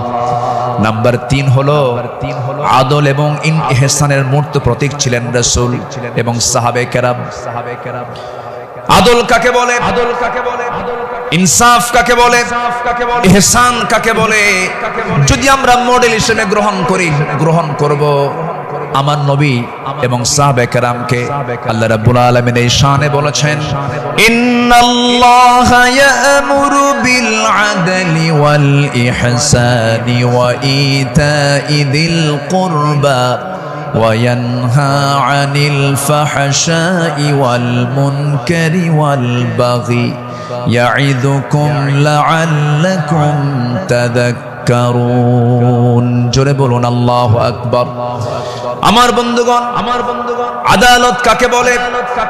সাইয়েদনা ওমর ফারুক রাদিয়াল্লাহু তাআলা আনহু অর্ধ দুনিয়ার শাসনকর্তা, তিনি একদিন ঘোড়া কিনতে গেছেন বাজারে। কি কিনতে গেছেন? ঘোড়া কিনতে গেছেন। আজকের বাজারে যেমন হোন্ডা কিনতে যায়, গাড়ি কিনতে যায়, আগের যুগে মানুষ কিনতে যেত কি? ঘোড়া। সাইয়েদনা ওমর ফারুকের প্রয়োজন, ঘোড়া কিনতে গেছেন। ঘোড়াওয়ালার সঙ্গে কথা বললেন, দামাদামি করে নিলেন, ঘোড়া একটা কিনলেন, দামটা দিয়ে দিলেন, কেনা বেচা হয়ে গেছে, চুক্তি সম্পন্ন হয়ে গেছে। ঘোড়া কিনে নিয়ে বাড়িতে চলে আসবেন। কয়েক মাইল ঘোড়ার পিঠে তিনি চড়েছেন, কয়েক মাইল আসতে না আসতেই তার ঘোড়ার চারটা পা অকেজো হয়ে গেছে। চার পা যখন অকেজো হয়ে গেছে, সাইয়েদনা ওমর ফারুক একটু খেপে গেলেন, রেগে গেলেন। রেগে গিয়ে সোজা চলে গেছেন সেই ঘোড়াওয়ালার কাছে গিয়ে বলছেন, ঘোড়াওয়ালা, তুমি আমাকে এমন ঘোড়া দিলে কেন? যে ঘোড়াটা আমি 4-5 মাইল যেতে না যদি চারটা পাই তার অকেজো হয়ে গেছে, অসুস্থ ঘোড়া দিয়েছ, আমি এই ঘোড়া নেব না। সঙ্গে সঙ্গে ঘোড়াওয়ালা বলছেন, আমিরুল মুমিনিন, আমি আপনাকে যে ঘোড়াটা দিয়েছি সুস্থ ঘোড়া দিয়েছি। আপনি যখন আমার কাছ থেকে ঘোড়াটা কিনতে এসেছিলেন সেই সময় ঘোড়াটা সুস্থ ছিল, আপনার মালিকানা যাওয়ার পরে ঘোড়াটা অসুস্থ হয়ে পড়েছে। সাইয়েদনা ওমর ফারুক একটু খেপে গিয়ে বলছেন, অসুস্থ ঘোড়া আমি নেব না, ঘোড়া ফেরত নাও, টাকাটা আমাকে দিয়ে দাও। এবার ঘোড়াওয়ালা বলছে, আমিরুল মুমিনিন, আমি যত বলবো আপনি যত বলবেন কোনো ফায়সালা আসবে না। ঠিক আছে, আমার কথা এবং আপনার কথা দুটা নিয়ে আমরা চলুন, আমরা আদালতে যাই। কোথায় যাই? আদালতে চলে যাই। ইন্নাল্লাহা ইয়া'মুরু বিল আদল, আদালতের সম্মুখীন হয়ে যাই। সাইয়েদনা ওমর ফারুক রাদিয়াল্লাহু তাআলা আনহু তখন অর্ধ দুনিয়ার শাসনকর্তা। এই কথা শোনার সঙ্গে সঙ্গে তিনি তার সকল কথাকে তিনি অফ করে দিলেন, চোখ মেরে গিয়ে বলছেন, ঠিক আছে ঘোড়াওয়ালা, চলো আদালতে হাজির হই, চলো আদালতে ফয়সালা দিয়ে দেবে। চিন্তা করে দেখুন, অর্ধ দুনিয়ার শাসনকর্তা ওমর ফারুক সামান্য এক ঘোড়াওয়ালা মামলা দিচ্ছে, সেই মামলায় তিনি হাজির হচ্ছেন। চলে গেলেন আদালতে। আদালত চত্বরে গিয়ে যখন হাজির হলেন, বিচারালয়ের চেয়ারে বসা একজন কাজী যখন সাইয়েদনা ওমর ফারুককে দেখেছেন, দেখা মাত্রই তিনি দাঁড় হয়ে বলছেন, আমিরুল মুমিনিন, আপনি কেন আদালতে, কি হয়েছে? তিনি এবার বলছেন, বিচারপতি, আমি ঘোড়া কিনতে গেছি, ঘোড়া সে আমাকে অসুস্থ ঘোড়া দিয়েছে, আমি এই ঘোড়া নেব না, সেজন্য বিচার আদালত পর্যন্ত গড়িয়েছে, কি করা যায়? কাজী সুরাই ইবনুল হারিস আল কিন্দি রাহিমাহুল্লাহ সেই বিচারপতির নাম। তিনি বলছেন, আমিরুল মুমিনিন, দুপক্ষের কথাই তো শুনতে হবে। দুপক্ষের কথাই তিনি শুনলেন। ঘোড়াওয়ালাও তার বক্তব্য দিল, খলিফাতুল মুসলিমিন তিনিও তার বক্তব্য পেশ করলেন, তার কথাগুলো বললেন। দুজনের কথা শোনার পরে কাজী সুরাই ইবনুল হারিস আল কিন্দি রাহিমাহুল্লাহ এবার বলছেন, আমিরুল মুমিনিন, অবশ্যই আপনি সম্মানিত, আপনি খলিফাতুল মুসলিমিন, কিন্তু আদালতটাকে কায়েম করার জন্য আমি আজকে আপনার কাছে দুঃখ প্রকাশ করছি। আজকে এই আদালতের রায়টা আপনার পক্ষে যাবে না, এই রায়টা সম্পূর্ণ ঘোড়াওয়ালার পক্ষে চলে যাবে। আমি আপনাকে বুঝাইয়া দিচ্ছি। এবার তিনি বলছেন, আমিরুল মুমিনিন, আপনি আমার সামনে যে কথা বলছেন, আপনি এই জায়গা থেকে সুস্থ অবস্থায় বাড়ি পর্যন্ত ফিরবেন, তার কোনো গ্যারান্টি আছে নাকি? না, গ্যারান্টি নাই। তাই যদি হয় যে ঘোড়াটা আপনি কিনে নিয়েছেন সেই ঘোড়াটা সুস্থ অবস্থায় কিনেছেন, আপনার মালিকানায় যাওয়ার পরে ঘোড়াটা অসুস্থ হতেই পারে, অসুস্থ হয়ে গেছে, কিন্তু সেই ঘোড়াটা ফেরত দিয়া আপনি টাকা ফেরত নিবেন, এমনটা তো ইসলাম এলাও করে না। সাইয়েদনা ওমর ফারুক রাদিয়াল্লাহু তাআলা আনহু একটা কথা বললেন না। আদালত চত্বর থেকে তিনি বের হয়ে গেলেন। পরের দিন তিনি মাজলিসে শুরার বৈঠকে বসলেন, সবাইকে জানান দিলেন যে আমার সমস্ত উপস্থিত সমস্ত পরামর্শ সভার সদস্যবৃন্দ, গতকালকে আমি একজন বিচারপতি পেয়েছি, এত বড় আদিল মানুষ আমি দেখি নাই। এত বড় আদিল, ইমামুন আদিল, এত সুন্দর রায় সে দিয়েছে, তার এত বড় সাহস। সে ব্যক্তির দিকে তাকায় নাই, সে আইনের দিকে তাকাইছে, আদালতের দিকে তাকাইছে। আমি ওমর আমার বিরুদ্ধে সে রায় দিয়েছে, এই লোকটাকে সাধারণ বিচারপতি না বানায় তাকে কেন্দ্রীয় বিচারপতি বানায় দিলাম। আল্লাহু আকবার বলেন। সম্মানিত ভাইয়েরা, সম্মানিত বন্ধুগণ, বিগত 16 বছর যে বিচারগুলো হয়েছে, প্রহসনের বিচার হয়েছে, অনেক মার কোল তারা শূন্য করেছে, অনেক আল্লাহর গোলামের উপরে তারা জুলুম করেছে। 2018 সালে হঠাৎ করে আমার বাড়ি চতুর্দিক থেকে কয়েকশো পুলিশ আমার বাড়ি ঘেরাও করে আমাকে ধরতে গেছে। বিশাল বড় সন্ত্রাসী তো ধরতে গেছে। তো বললাম ভাই কি সমস্যা, কি চলেন থানায় যেতে হবে। থানায় নিয়ে গেল। ওসির সামনে বসে আছি, দেখি ওসির চোখের ভিতরে পানি টলমল করছে, অশ্রুপূর্ণ চোখ। তো বললাম আপনি কান্দেন কেন? হুজুর আমি আপনার খুব ভক্ত। তো ভক্ত তো ধরছেন কেন? বলে যে কি করব হুজুর, চাকরি বাঁচান তো ফরজ, সন্তানাদি আছে, কি করব, উপর থেকে খুব চাপ। হুজুর আপনি আমাকে মাফ করে দিয়ে। কি করবেন? চাকরি বাঁচান তো ফরজ। আমি বললাম চাকরি বাঁচান ফরজ, ইমান বাঁচান নফল। মামলা একখান দিয়া চালান দিয়ে দিল। কোর্টে নামঞ্জুর করলো, কোনো মঞ্জুর হবে না। সেখান থেকে নিয়ে চলে গেল জেলখানায়। জেলখানায় ঢুকলাম। ঢুকেই দেখি 80-85 বছরের এক বুড়া মানুষ আমারে দেখে লম্বা একখান সালাম দিয়ে বলে হুজুর আপনি জেলখানায় ঢুকলেন, খুব খুশি হলাম। তো বললাম ঢুকলাম জেলখানায়, খুশি হলেন আপনি, ব্যাপারটা কি? বলে হুজুর দূর থেকে ওয়াজ শুনি, দূর থেকে আলোচনা শুনি, কাছে যেতে পারি না, মুসাফা করতে পারি না, একটু মনের কথাগুলো বলবো তাও পারি না। কত সুন্দর আপনি আমার কাছে ধরা দিলেন, দোয়া করে জেলখানায় থাকে। তো আমি এখন উল্টা মুরব্বীকে বললাম চাচা আপনি জেলখানায় কেন এই বুড়া বয়সে, নাতিপুতি থুইয়া? তো বলতেছে বাবা কি বলবো, বোমা হামলা মানে কামান নামে বোমার মামলা দিয়েছে, আমি নাকি বোমা মেরেছি। বাবা বলো তো এই 80 বছরের বুড়ার হাতে যদি বোমা তুলে দেওয়া হয়, সেই বোমা লক্ষ্যে যাবে না নিজের মাথায় পড়বে? এই আচরণ করেছে তারা 16 বছর। ফেরাউন বেঁচে ছিল, ফেরাউন পৃথিবীতে বেঁচে ছিল 1600 বছর, এরা ছিল 16 বছর। সংখ্যার যে মিল হলো কেমনে বুঝলাম?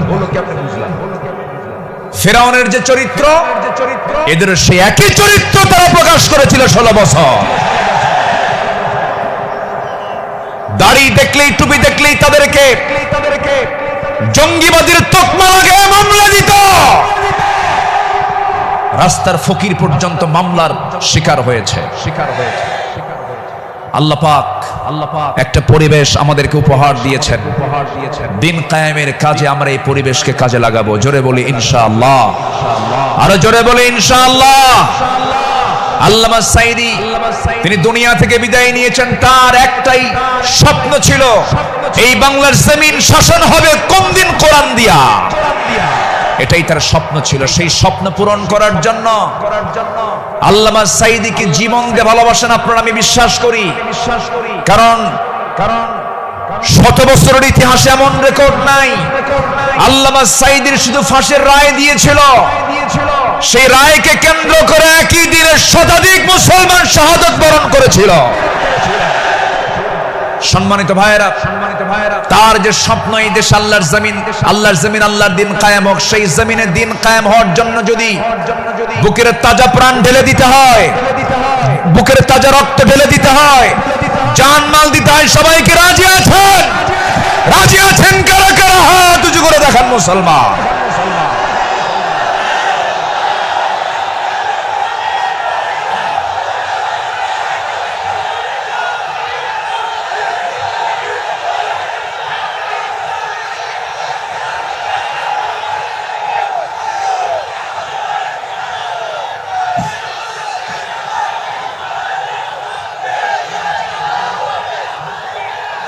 আল্লাহ কবুল করুন, জোরে বলি আমিন, আরো জোরে আমিন।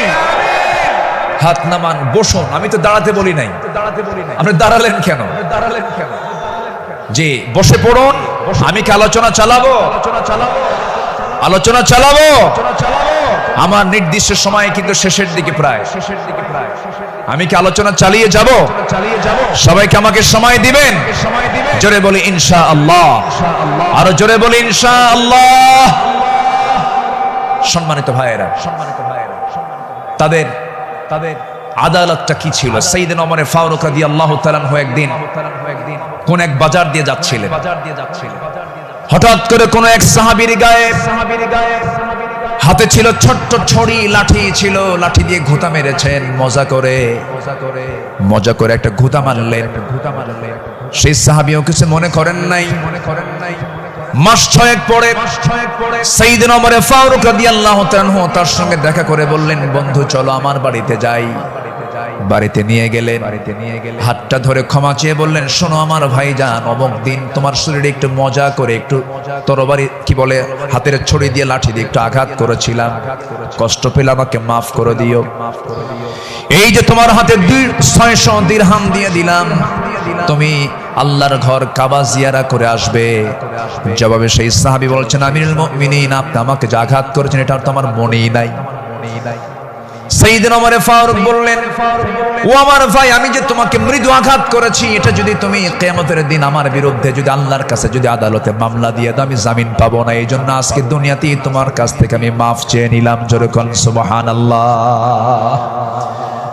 সাইয়েদনা ওমর ফারুক রাদিয়াল্লাহু তাআলা আনহু এক বোতল মধু এনেছেন, রাষ্ট্রের মধু। সেই মধুগুলো নিয়ে এসে বাড়িতে স্ত্রীর সামনে দাঁড়িয়ে বলছেন, স্ত্রী, মধুগুলো আনলাম।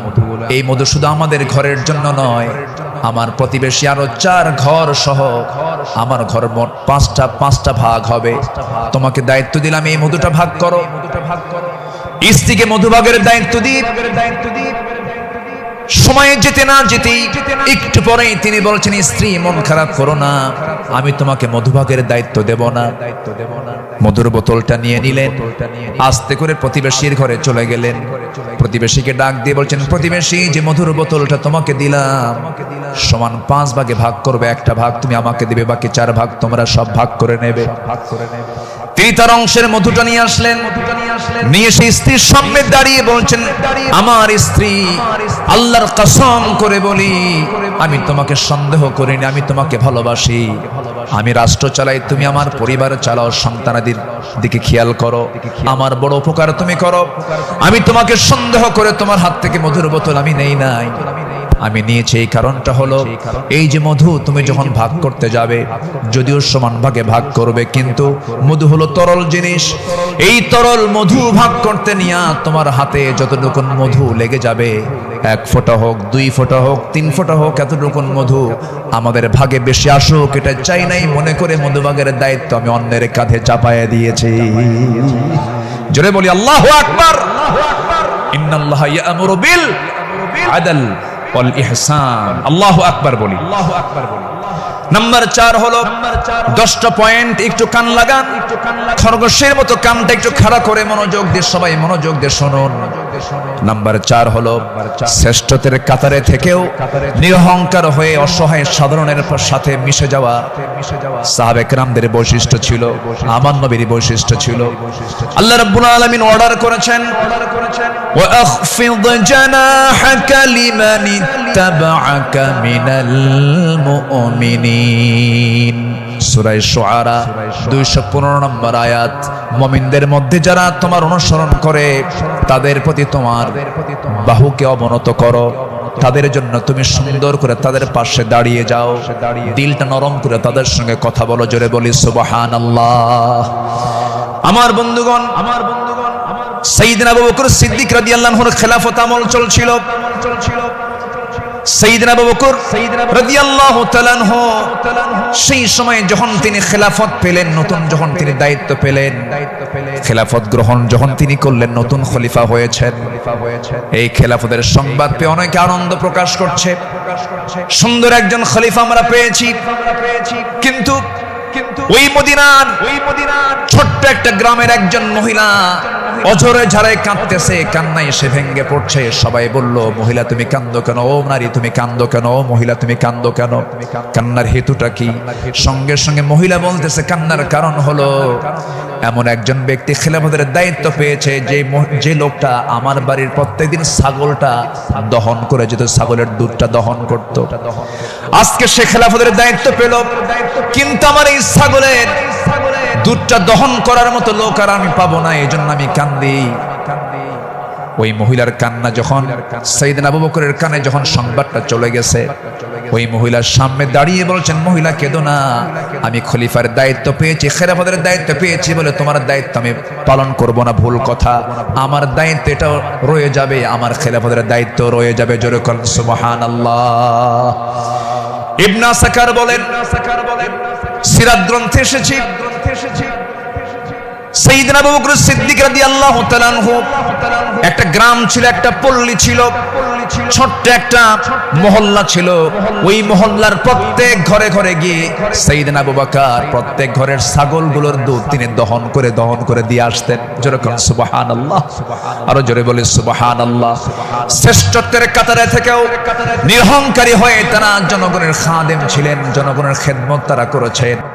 রাতের বেলা একদিন তিনি খালি পায়ে হাঁটতেছেন। কি পায়ে বলেন? খালি পায়ে হাঁটতেছেন। সাইয়েদনা ওমর ফারুক দেখে বলছেন, আমিরুল মুমিনিন, আপনি খালি পায়ে হাঁটেন কেন? পাথরের আঘাতে আপনার চামড়া ফেটে তো রক্ত বের হয়ে যাবে, আপনি আহত হয়ে পড়বেন, রক্তাক্ত হয়ে যাবেন। তিনি বলছেন, ভাই ওমর, এই রাতের গভীর রাত্রিতে, গভীর নিশীথে আমি যদি জুতা পায়ে হাঁটতে যাই, পাথরের সাথে জুতার একটা আঘাত লাগবে, একটা শব্দ সৃষ্টি হয়ে যাবে। এই শব্দে যদি আমার নাগরিকের যদি ঘুমের ব্যাঘাত হয়, কিয়ামতের দিন আমাকে তার জন্য আসামির কাঠ গড়ায় দাঁড়াতে হবে।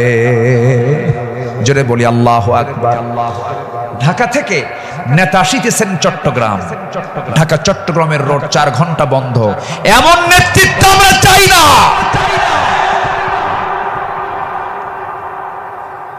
আমরা শাসক দেখতে চাই, জনগণের শাসক, ঠিক কিনা? আমরা কিসের শাসক দেখতে চাই? যাকে দেখলে ওমরের কথা মনে হবে, যাকে দেখলে আবু বকরের কথা মনে হবে, যাকে দেখলে ওসমানের কথা মনে হবে। একটা ওমর আল্লাহ পাক তুমি বাংলার জমিনে দিয়া দাও। জোরে বলি আল্লাহুম্মা আমিন। সাইয়েদনা আবু বকর সিদ্দিক রাদিয়াল্লাহু তাআলা আনহু, খেলাফত মানে কি? একটা দেশের তিনি রাষ্ট্রপ্রধান। রাতের বেলা তিনি চলে গেছেন হলো প্রতিবেশীর ঘরে। কোন প্রতিবেশী? যে প্রতিবেশীর স্বামী নাই, ছেলে নাই, মেয়ে নাই। যেই মহিলার তিনি খেদমত করতে গেছেন তার চোখটাও নাই, বয়োবৃদ্ধ জ্ঞান বৃদ্ধ একজন নারী, সচেতন একজন নারী। তিনি তার খেদমত করার জন্য খেলাফতের দায়িত্ব পাওয়ার পরও তিনি চলে গেছেন। দরজায় নক করেছেন, খেদমত করলেন, বের হয়ে আসছেন। পরের রাত্রিতে সাইয়েদনা ওমর ফারুক রাদিয়াল্লাহু আনহু তিনি ভাবলেন, আমার ভাই আবু বকর তো খেলাফতের দায়িত্ব পেয়েছেন, উনি কি খেদমত করতে পারছেন কিনা জানি না। উনি চলে গেছেন খেদমত করার জন্য। দরজায় তিনি নক করেছেন, বুড়িমা, আপনার খেদমতের জন্য আমি এসেছি, আমি ওমর আসছি। কে প্রয়োজন নেই। কেন? কিছুক্ষণ আগে একজন খেদমত করে চলে গেছে। উনি ভাবলেন যে খেদমতটা কে করতে পারে। পরপর তিনি 3 রাত ওই বুড়ি মহিলার ঘরের পাশে গিয়ে আড়ালে তিনি দাঁড়ালেন, খুঁজে পাচ্ছেন না, কখন ঢোকে তাও টের পাওয়া যায় না। তৃতীয় রাত্রিতে তিনি বুঝতে পারলেন একটা মানুষ খালি পায়ে ভিতরে ঢুকলো, কিন্তু অন্ধকার তো দেখতে পান না। ভিতরে ঢুকে খেদমত করে বের হতে নিলেই পিছন দিক থেকে ওমর ফারুক তার হাত চেপে ধরেছেন। চেপে ধরেই দেখেন কেউ না, খলিফা আবু বকর সিদ্দিক রাদিয়াল্লাহু তাআলা। তিনি বললেন, আমিরুল মুমিনিন, একটা রাষ্ট্র পরিচালনা করতে নিয়ে কত পরিশ্রম করতে হয়। রাতের বেলা বিশ্রামের প্রয়োজন হয়, দিনের বেলাও পরিশ্রম করেন, রাতের বেলা এমনটা করলে আপনি অসুস্থ হয়ে পড়বেন। অন্তত আমাদের কিছু খেদমতের জন্য আমাদের কিছু কাজ রেখে দেন। তিনি বলছেন, ভাই ওমর, হাসরের ময়দানে আমার আমলনামা তোমার পিঠে যাবে না, আমার কাজ আমাকে করতে দাও। মৃত্যুর দিন পর্যন্ত তিনি ওই মহিলার খেদমত করে তিনি দুনিয়া থেকে বিদায় নিয়েছেন। দ্বিতীয় খলিফা ওমর ফারুক রাদিয়াল্লাহু তাআলা যখন খেলাফতের দায়িত্ব পেলেন, ওই মহিলা জানেন না প্রথম খলিফা ইন্তেকাল করেছেন। খেলাফতের দায়িত্ব যেদিন পেয়েছেন সেই দিনই রাত্রে বেলায় ওমর ফারুক তিনি চলে গেছেন মহিলার ঘরে। দরজায় নক করে ভিতরে ঢুকেছেন। মহিলা জানেন না খাদেম চেঞ্জ হয়েছে। ভিতরে তিনি সব কাজগুলো করলেন, রান্না বান্না করে দিলেন, কাপড় চোপড় ধুয়ে দিলেন, খাবার দাবার ধুয়ে দিয়ে পরিষ্কার করে তিনি বের হয়ে আসলেন। মহিলা অন্ধ মানুষ বসেছেন খাবার খেতে, সামনে খেজুর নিয়ে যখন বসেছেন, খেজুর একটা মুখে নেওয়া মাত্রই দাঁতের নিচে যখন খেজুরের বিচি যখন পড়ে গেছে, সঙ্গে সঙ্গে মহিলা বলতেছেন ইন্না লিল্লাহ। তিনি চোখের পানি ফেলে দিয়া কেঁদে কেঁদে বলতেছেন, বুঝতে পেরেছি আমার আসল খাদেম আবু বকর আর দুনিয়াতে নাই।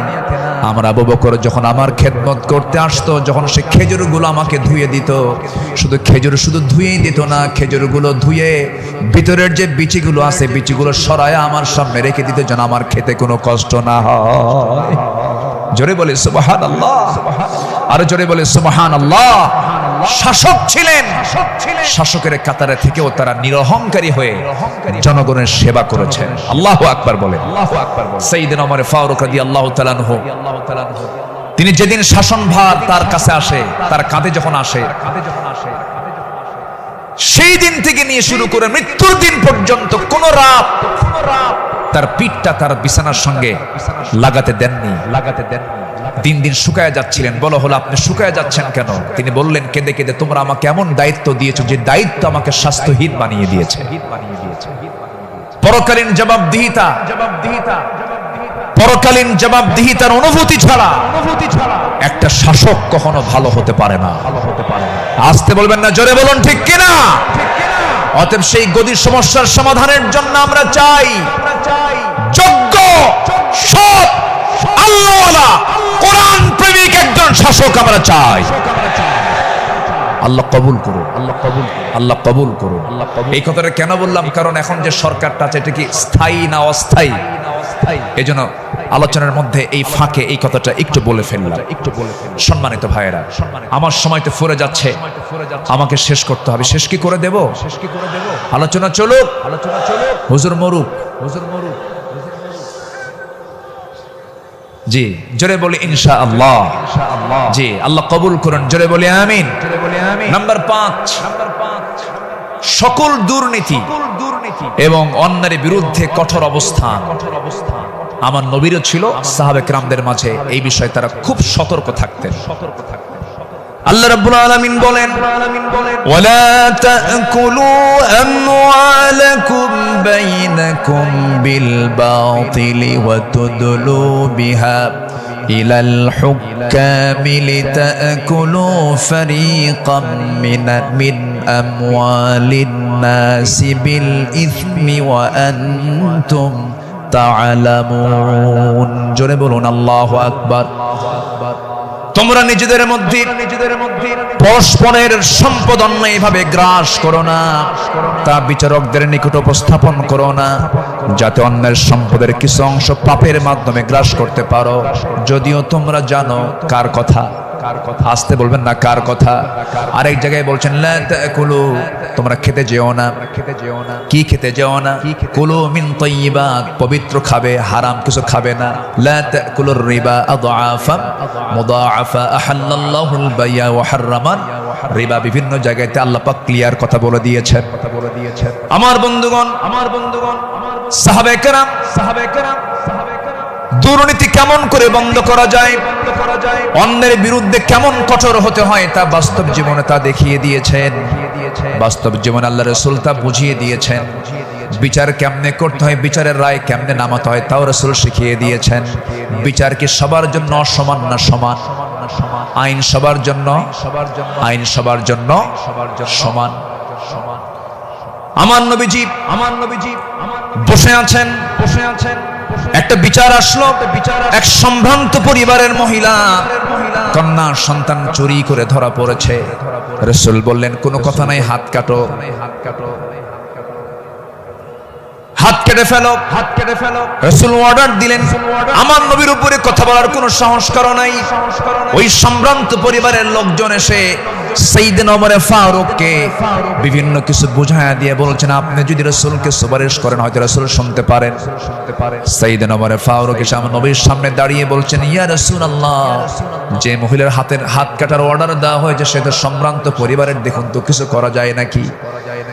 আমার নবীজি সেই সময় আল্লাহর কসম করে বলেন, আল্লাহি, হে আমার ওমর, আল্লাহর কসম করে বললি, আল্লাহর কসম করে বলছি, এই চুরিটা যদি ওই সম্ভ্রান্ত পরিবারের মেয়ে ফাতিমা না হয়ে যদি কলিজার টুকরা মেয়ে আমার ফাতিমা বিনতে মুহাম্মদ হতো, যদি এটা প্রমাণ হয়ে যেত, লাকাতাতু ইয়াদাহা, আমি রাসূল নিজে তার হাতটা ধরে কেটে দিতাম।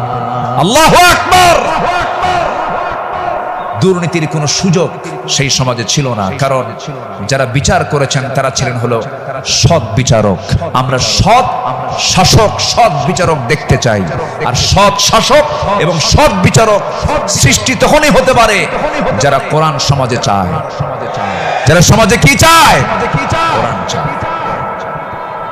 সাইয়েদনা ওমর ফারুক রাদিয়াল্লাহু তাআলা আনহু, যে সময় তিনি খলিফাতুল মুসলিমিন, ইরাকের গভর্নর ছিলেন হলো আবু মুসা আশআরী রাদিয়াল্লাহু তাআলা আনহু।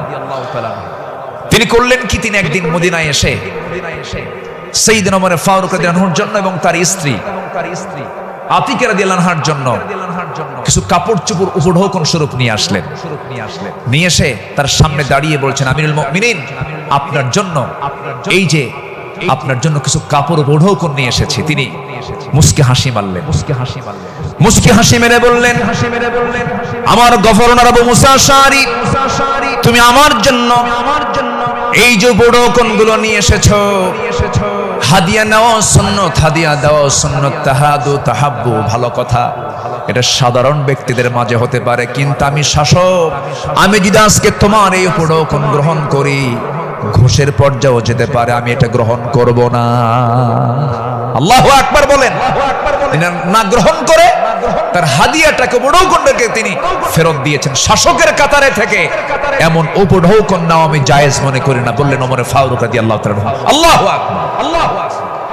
সম্মানিত ভাইরা, সম্মানিত বন্ধুগণ, নাম্বার 6 হলো নির্ভীকতা এবং মহান আল্লাহর উপরে দৃঢ় তাওয়াক্কুল করা। এটা ছিল আমার নবী এবং সাহাবে কেরামদের সারা জীবনের আমল ছিল। জীবনে তারা চুল পরিমাণ কোনো ভয় পান নাই। আমরা কি ভয় করব কাউকে? কাকে ভয় করব?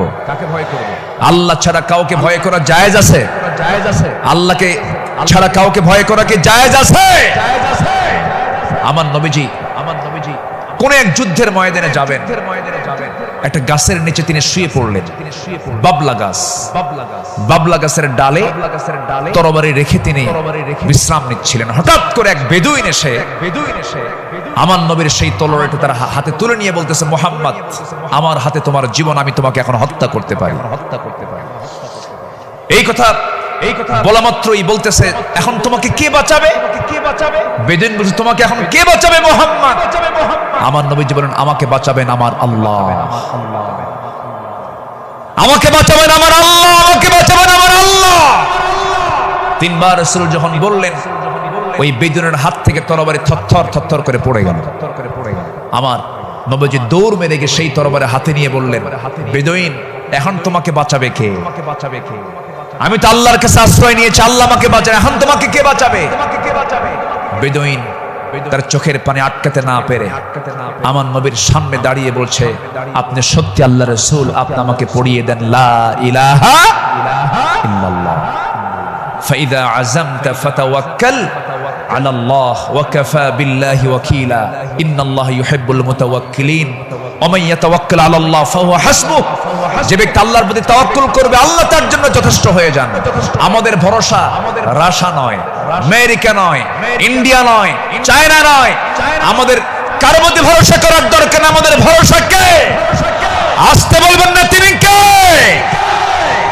আমাদেরকে বাঁচাবেন তিনি, যার হাতে আমাদের প্রাণ, তিনি সে আল্লাহ আমাদেরকে বাঁচাবেন। আল্লাহ কবুল করুন, জোরে বলি আমিন।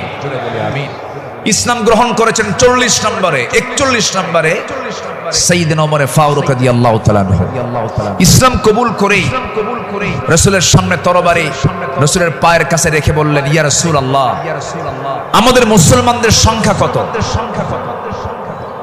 আমার রাসূল বললেন ওমর, সাহাবীর সংখ্যা মাত্র 40 জন, 40 থেকে 41 জন। সাইয়েদনা ওমর ফারুক, এটাই বিশাল সংখ্যা।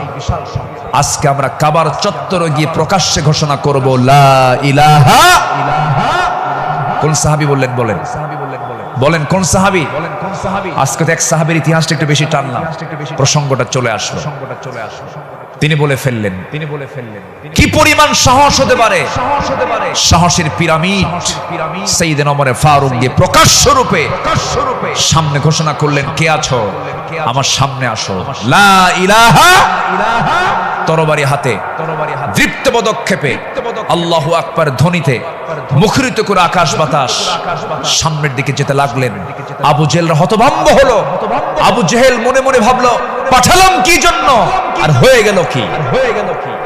সাইয়েদনা ওমর ফারুক রাদিয়াল্লাহু তাআলা এত সাহসী ছিলেন, সেই বজ্র কণ্ঠের ওমর এখনো দরকার আছে না নাই?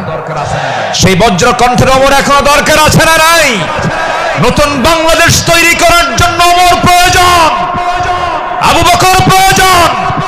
আমরা আবু বকরের মতো দৃঢ়চেতা হব, ওমরের মতো সাহসী হব, ওসমানের মতো ধৈর্যশীল হব, আলীর মতো লড়াকু সৈনিক হয়ে বাতিল শক্তির মোকাবেলায় আমরা ঝাঁপিয়ে পড়ব প্রয়োজনে। রাজি আছেন কারা কারা? হাত উঁচু করে দেখান মুসলমান।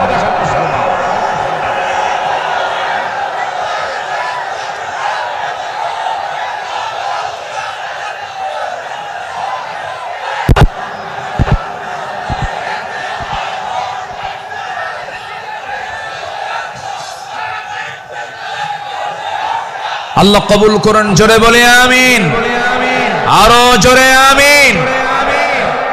আল্লামা ইকবাল এই জন্য সাহাবাদের ভূমিকা বর্ণনা করে বর্তমান সময়ের মুসলিমদের দুরবস্থা নিয়ে আফসোস করে তিনি একটা লাইন বলেছেন। তিনি কি বলেছেন? सफहा वर से बातिल को मिटाया किसने, नोए इंसान को गुलामी से छुड़ाया किसने, मेरे काबे को जमीनों से बचाया किसने, मेरे कुरान को सीनों से लगाया किसने, थे तू अबाओ तुम्हारे ही मगर तुम क्या हो, हद पर हद दहरे मुंतजरे फरदा हो।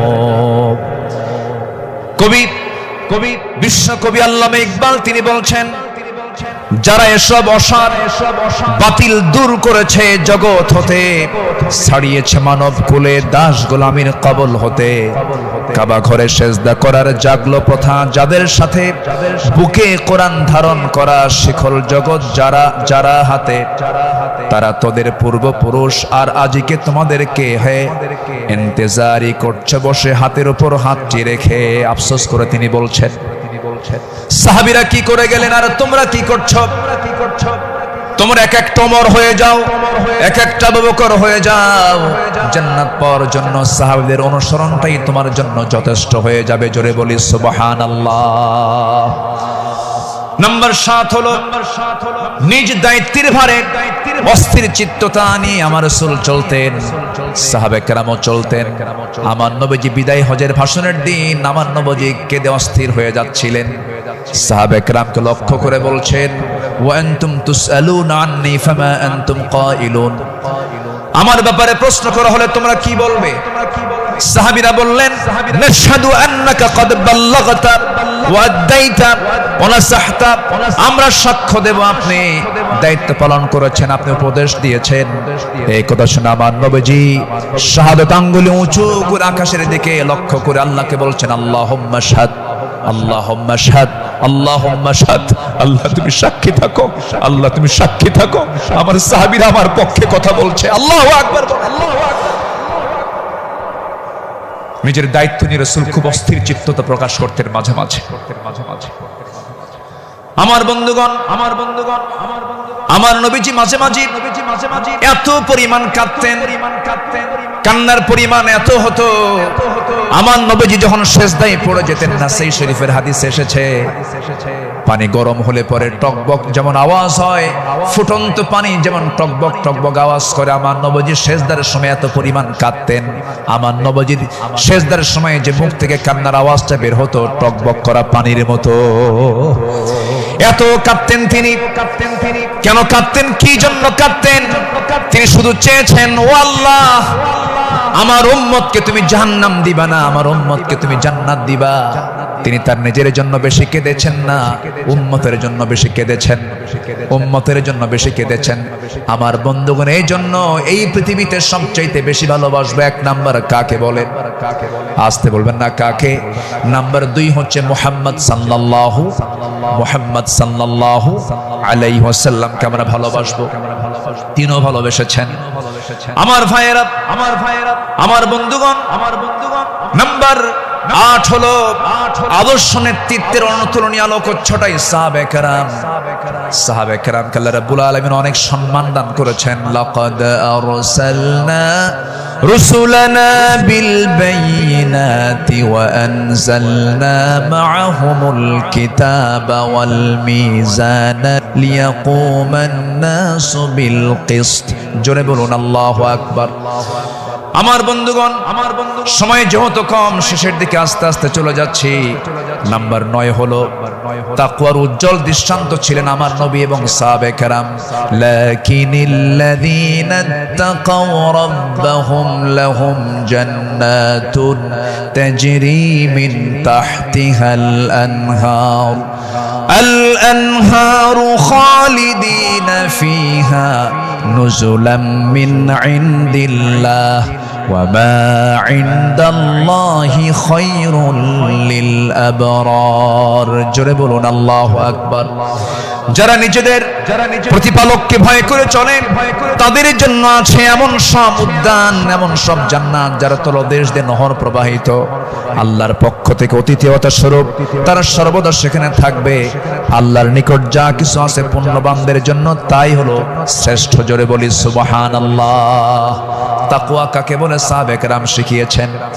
তাকওয়া কাকে বলে আম্বিয়া কেরাম শিখিয়েছেন। বিশেষ করে আমার নবীজি তাকওয়ার তিনি মূর্ত প্রতীক ছিলেন। আমার বন্ধুগণ, নাম্বার 10 হলো, নাম্বার 10 সর্বশেষ যেটা, সেটা হলো আল্লাহর কাছে বিনম্র চিত্তে অশ্রু ঝরানো, চোখের পানি ফেলে ফেলে কাঁদা। এই দুনিয়াতে আমি যখন জন্ম নিয়েছি আমার প্রথম ভাষা ছিল হাসা না কাঁদা, হাসি না কান্না। মার পেট থেকে দুনিয়াতে এসে আমি কেঁদেছি না হেসেছি?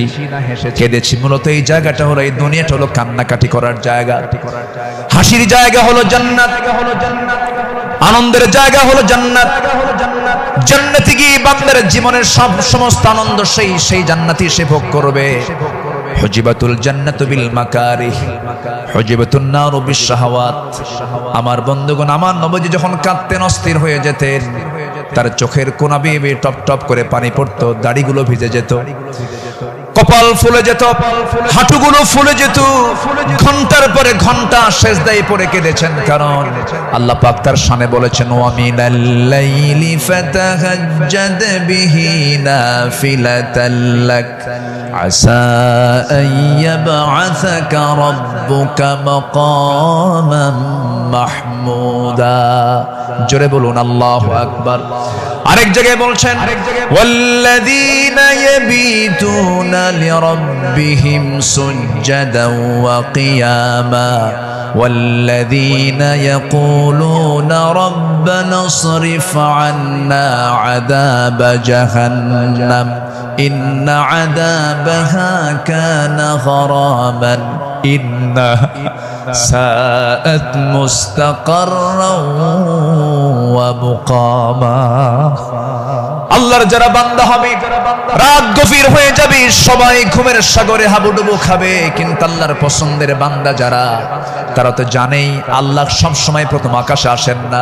আল্লাহ তাআলা প্রথম আকাশে আসেন কোন সময়? বলুন কোন সময়? কোন সময়? কোন সময়? কোন সময়? শেষ রাত্রিতে চলে আসেন ফিস সামাঈদ দুনিয়া আলা মিন মুস্তাগফিরিন ফাগফির লাহ। কোন ক্ষমা প্রার্থী আছে আমার কাছে ক্ষমা চাবে? সেই সময় আল্লাহ পাক দুনিয়ার আকাশে চলে আসেন। আল্লাহর পছন্দের বান্দা এই চান্সটা ছেড়ে দেন না।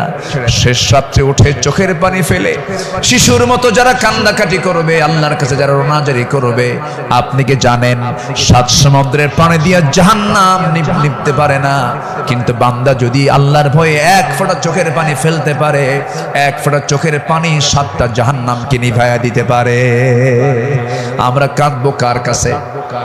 আসতে বলবেন না, কাঁদবো কার কাছে? পৃথিবীতে কান্নাকাটি করার জায়গা কয়টা? বলেন কয়টা জায়গা? এক জায়গা। কার কাছে? আল্লাহর কাছে আমরা চোখের পানি ফেলে ফেলে কাঁদবো, আল্লাহর কাছে আমরা রোনাজারি করব। পৃথিবীর মানুষের কাছে কাঁদবেন, কেউ বলবো ফিনাতে এমনি কাঁদে, কোন একটা লক্ষ্য আছে, মতলব খারাপ। কত কি বলবে, স্বামী তার বউয়ের কাছে কাঁদবে, বউ তার স্বামীর কাছে কাঁদবে, ছেলে বাবার কাছে কাঁদবে, বাবা ছেলের কাছে কাঁদবে, সেখানে কিছু স্বার্থ থাকতে পারে। কিন্তু বান্দা যদি শুধুমাত্র আল্লাহর জন্য কাঁদতে পারে, আল্লাহ রাব্বুল আলামিন তার বান্দার সেই কান্নার পরিপূর্ণ জাযা, পরিপূর্ণ পুরস্কার সেই বান্দার হাতে তুলে দিবেন। এই জন্য আমরা চোখের পানি খরচ করব কার জন্য? আসতে বলবো না, কার জন্য আমরা খরচ করব? ইন্নাল্লাযীনা উতুল ইলমা মিন ক্বাবলিহি ওয়া ইযা ইউতলা আলাইহিম ইয়াখিরুনা লিল আযকানি সুজদা। সূরা বনী ইসরাঈল 107 নম্বর আয়াত। যাদেরকে এর পূর্বে জ্ঞান দান করা হয়েছে, তাদের সামনে যখন আবৃত্তি করা হয়, তখন তারা বিনয়ের সাথে কাঁদতে কাঁদতে ভূমিতে জমিনে তারা লুটিয়ে পড়ে। ইয়াখিরুনা লিল আযকানি সুজদা। এই জন্য আমরা কাঁদবো। চোখের পানি যদি ফেলতে চাই, একমাত্র ফেলবো আমরা কার জায়গায়? কার কাছে? বলেন কার কাছে? কার কাছে? আল্লাহর কাছে। সাইয়েদনা ওমর ফারুক রাদিয়াল্লাহু তাআলা একদিন বসে আছেন, তার পাশে এক সাহাবী বসে একটা হাদিস বর্ণনা করছিলেন। মিসকাল হাববাতিন মিন কিবার, যার মধ্যে যারা পরিমাণ অহংকার কাজ করবে, লা ইয়াদখুলুল জান্নাহ, সে ব্যক্তি জান্নাত পাবে না। ওমর ফারুক সেই জায়গা থেকে লাফ মেরে গিয়ে জমিনে লুটিয়ে পড়লেন। গোটা শরীর তিনি ধুলায় মলিন করলেন আর বললেন, ওমর, তোকে মানুষ খলিফা বলে, তোকে মানুষ শাসক বলে, ওমর তোর মধ্যে মনে হয় অহংকার ঢুকে গেছে, আল্লাহ তোকে মাফ করবে না। আকাশের দিকে দুটো হাত তুলে আফসোস করে বলছেন, আকাশের মালিক আল্লাহ, তুমি যদি গোটা দুনিয়ার সমস্ত মানুষকে তুমি যদি জান্নাত দিয়ে দাও আর একজন ব্যক্তিকে যদি জাহান্নাম দিয়ে দাও, আমার মনে হয় আমি ওমর সে একজন ব্যক্তি, জাহান্নাম আমি যাব মনে হয় আমার সে আমল নাই, আল্লাহ আমাকে মাফ করে দিও, আল্লাহ আমাকে ক্ষমা করে দিও। এরকম করে তারা আল্লাহর সামনে চোখের পানি ফেলে ফেলে কেঁদেছেন। একজন সাহাবীর কাছে মুনাফিকের তালিকা ছিল, সেই সাহাবীর কাছে মাঝে মাঝে ওমর ফারুক যেতেন, গিয়ে বলতেন, ভাই ওমর দেখো তো মুনাফিকের তালিকার মধ্যে আমি ওমর, আমার নামটা আছে নাকি? আমার নামটা আছে নাকি? সাহাবী বলতেন, ভাই ওমর আপনার নাম থাকবে কেন, আপনি তো জান্নাহ, ওমর ফিল জান্নাহ। তিনি উত্তরে বলতেন, ভাই রে, আমার মন বলছে কেন যেন মনে হয় আমি কি মুনাফিকের কাতারে চলে গেলাম কিনা। কি চিন্তা তাদের মধ্যে কাজ করতো, কার ভয়, কার ভয়, কার ভয়? আসতে বলবেন না, কার ভয়? সবাই কি তাহাজ্জুদের নামাজ পড়তে রাজি আছেন? 5 ওয়াক্ত নামাজ পড়ার দরকার নাই, হ্যাঁ কি দরকার আছে কিনা বলেন? তাহলে 5 ওয়াক্ত নামাজও পড়বো এবং স্পেশাল অফার, ওই সময় চোখের পানি ফেললে বান্দার কোনো দোয়া মিস হয় না, সেটা হচ্ছে কি? ওয়াল্লাযীনা ইয়াবিতুনা লিরাব্বিহিম সুজদান ওয়া কিয়ামা, যারা রাতটা কাটায় দেয় রুকুতে এবং সিজদার মধ্যে। কার কাছে? 5 ওয়াক্ত নামাজ পড়বেন কারা কারা, একটু হাত উঁচু করে দেখান তো বলি, দেখি, জোরে বলি ইয়া আল্লাহ, আরো জোরে ইয়া আল্লাহ। আমাদেরকে 5 ওয়াক্ত সালাত আদায় করার তৌফিক তুমি আল্লাহ দিয়া দাও। জোরে বলি আমিন, আরো জোরে আমিন, আরো জোরে আমিন। আসুন, যেহেতু আজকে প্রথম রজনী, আগামীকালকেও মাহফিল আছে, সবাই আসবেন কিনা? আমরা এই 5 দিন নিয়মিত মাহফিল আসবো, জোরে বলি ইনশাআল্লাহ। এই মাহফিল চট্টগ্রামবাসীর জন্য একটা বড় নিয়ামত। আল্লাহ তুমি এই মাহফিলকে কবুল করো, জোরে বলি আল্লাহুম্মা আমিন। আমরা আর সময় ক্ষেপণ করব না, যেহেতু আগামীকালকেও এখানে মাহফিল আছে, পরশু আছে, তারপরের দিন আছে, প্রত্যেক দিন নতুন নতুন মেহমান এবার সিলেকশন হয়েছে। কুল্লু জাদীদুন লাযীযুন, আসবেন এক একটা ফুলের এক একটা ঘ্রাণ আপনারা নেবেন ইনশাআল্লাহ। আল্লাহ পাক এই মাহফিলকে কবুল করুন, এই মাহফিলের কমিটি বৃন্দের সকল খেদমতকে আল্লাহ পাক কবুল করুন। অধ্যক্ষ মোহাম্মদ তাহের সাহেব আমার বাম পাশে বসা, আল্লাহ তুমি তার সকল খেদমতকে তুমি আল্লাহ কবুল করে নাও। আর আমি সময়টা না বাড়িয়ে, সময় ক্ষেপণ না করে আসুন সোজা আমরা এখন দোয়ার দিকে যাব। আমরা চাইবো কার কাছে? চাইবো কার কাছে? সবাই একটু তাশাহুদের সুরতে বসে পড়ি, একটু বিনয়ী হয়ে আমরা আল্লাহর কাছে চাবো, আল্লাহ যেন আমাদের জিন্দেগীর সকল গুনাহগুলোকে মাফ করে দেন। সবাই বলি সুবহানাকাল্লাহুম্মা ওয়া বিহামদিকা আশহাদু আল্লা ইলাহা ইল্লা আনতা আস্তাগফিরুকা ওয়া আতুবু ইলাইকা।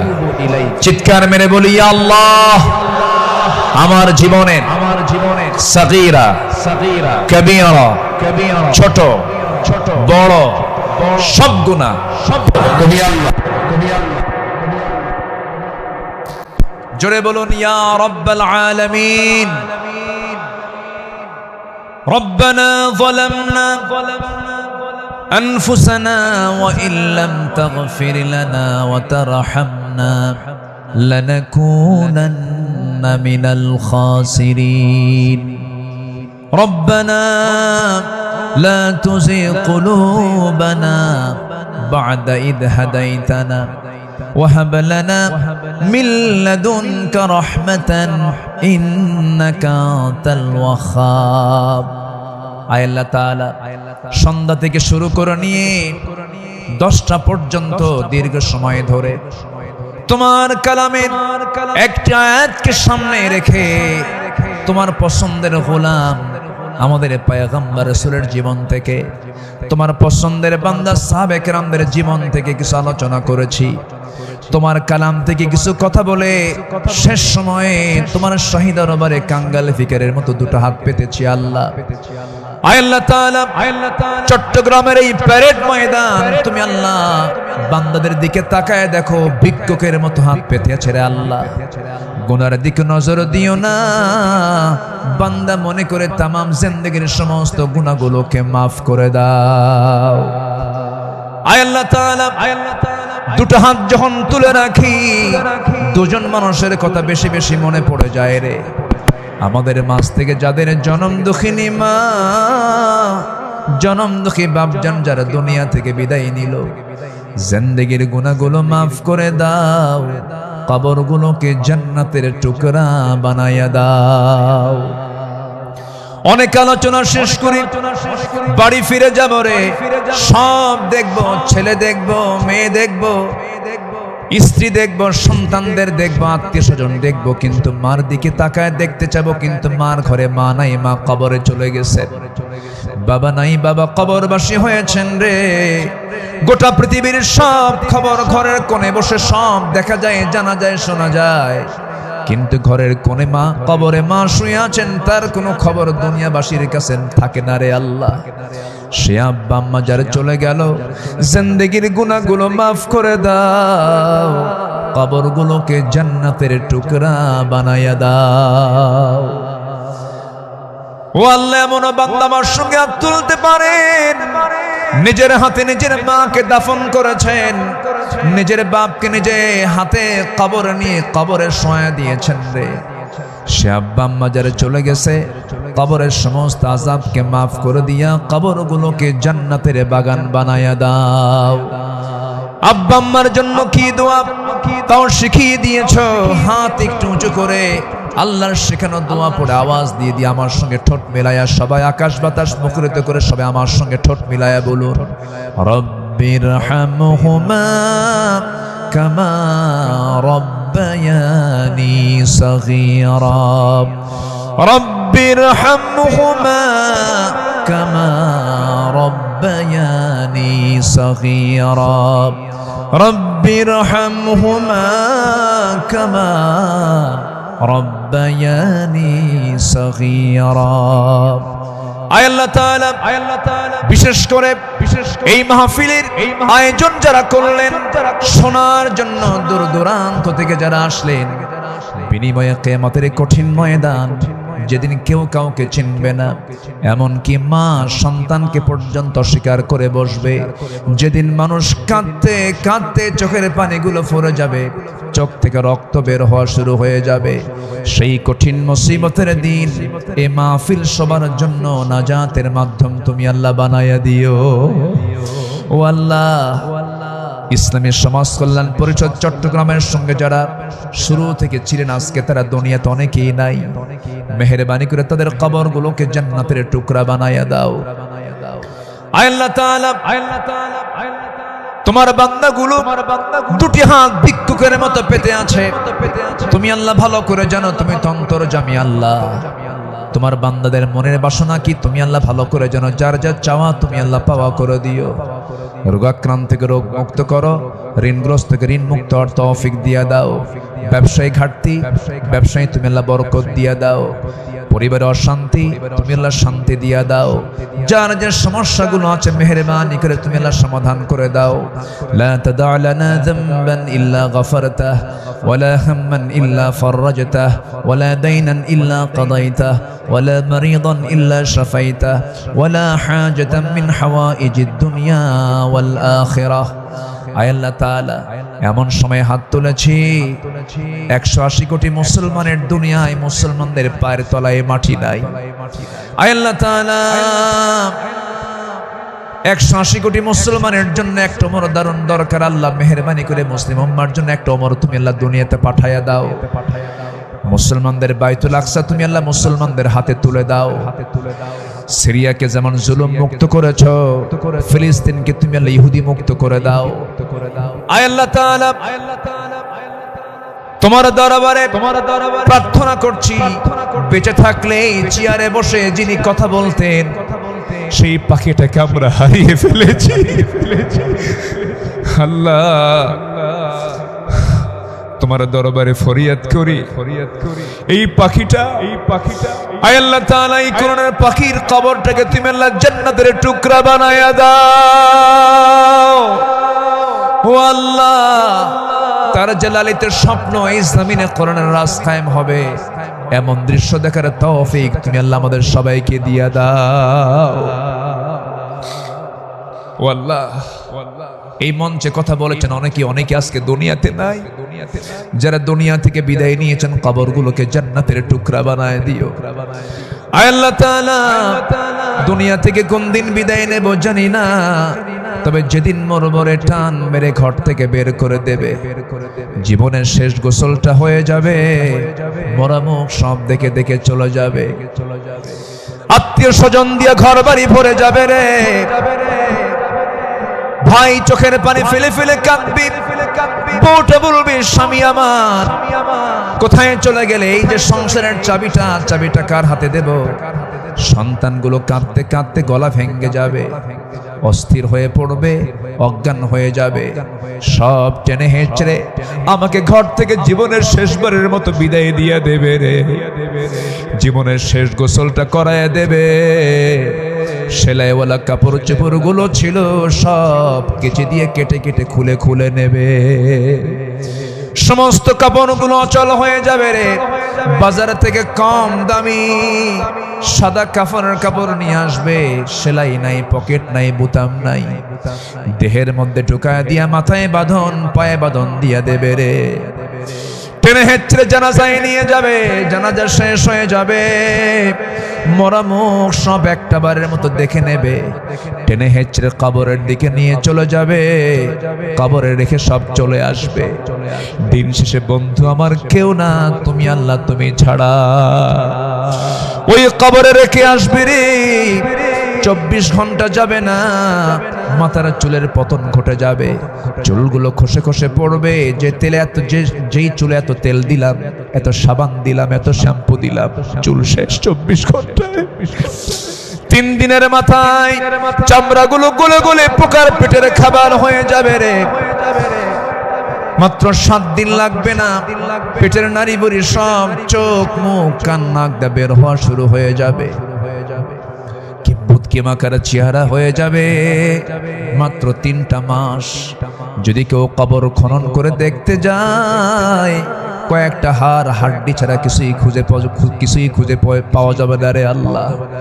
এই তো আমার জীবনের শেষ অবস্থা আল্লাহ। বুঝতে পেরেছি তুমি আল্লাহ, তুমি ছাড়া আমার কোনো বন্ধু নাই রে। ও আল্লাহ, সে অন্তিম সময় যখন চলে আসবে, আমাদের সবার জামানে, সবার জেহেনে, সবার জামানে জারি করে দিও কালো যে কালেমা তাইয়্যিবা লা ইলাহা ইল্লাল্লাহ মুহাম্মাদুর রাসূলুল্লাহ।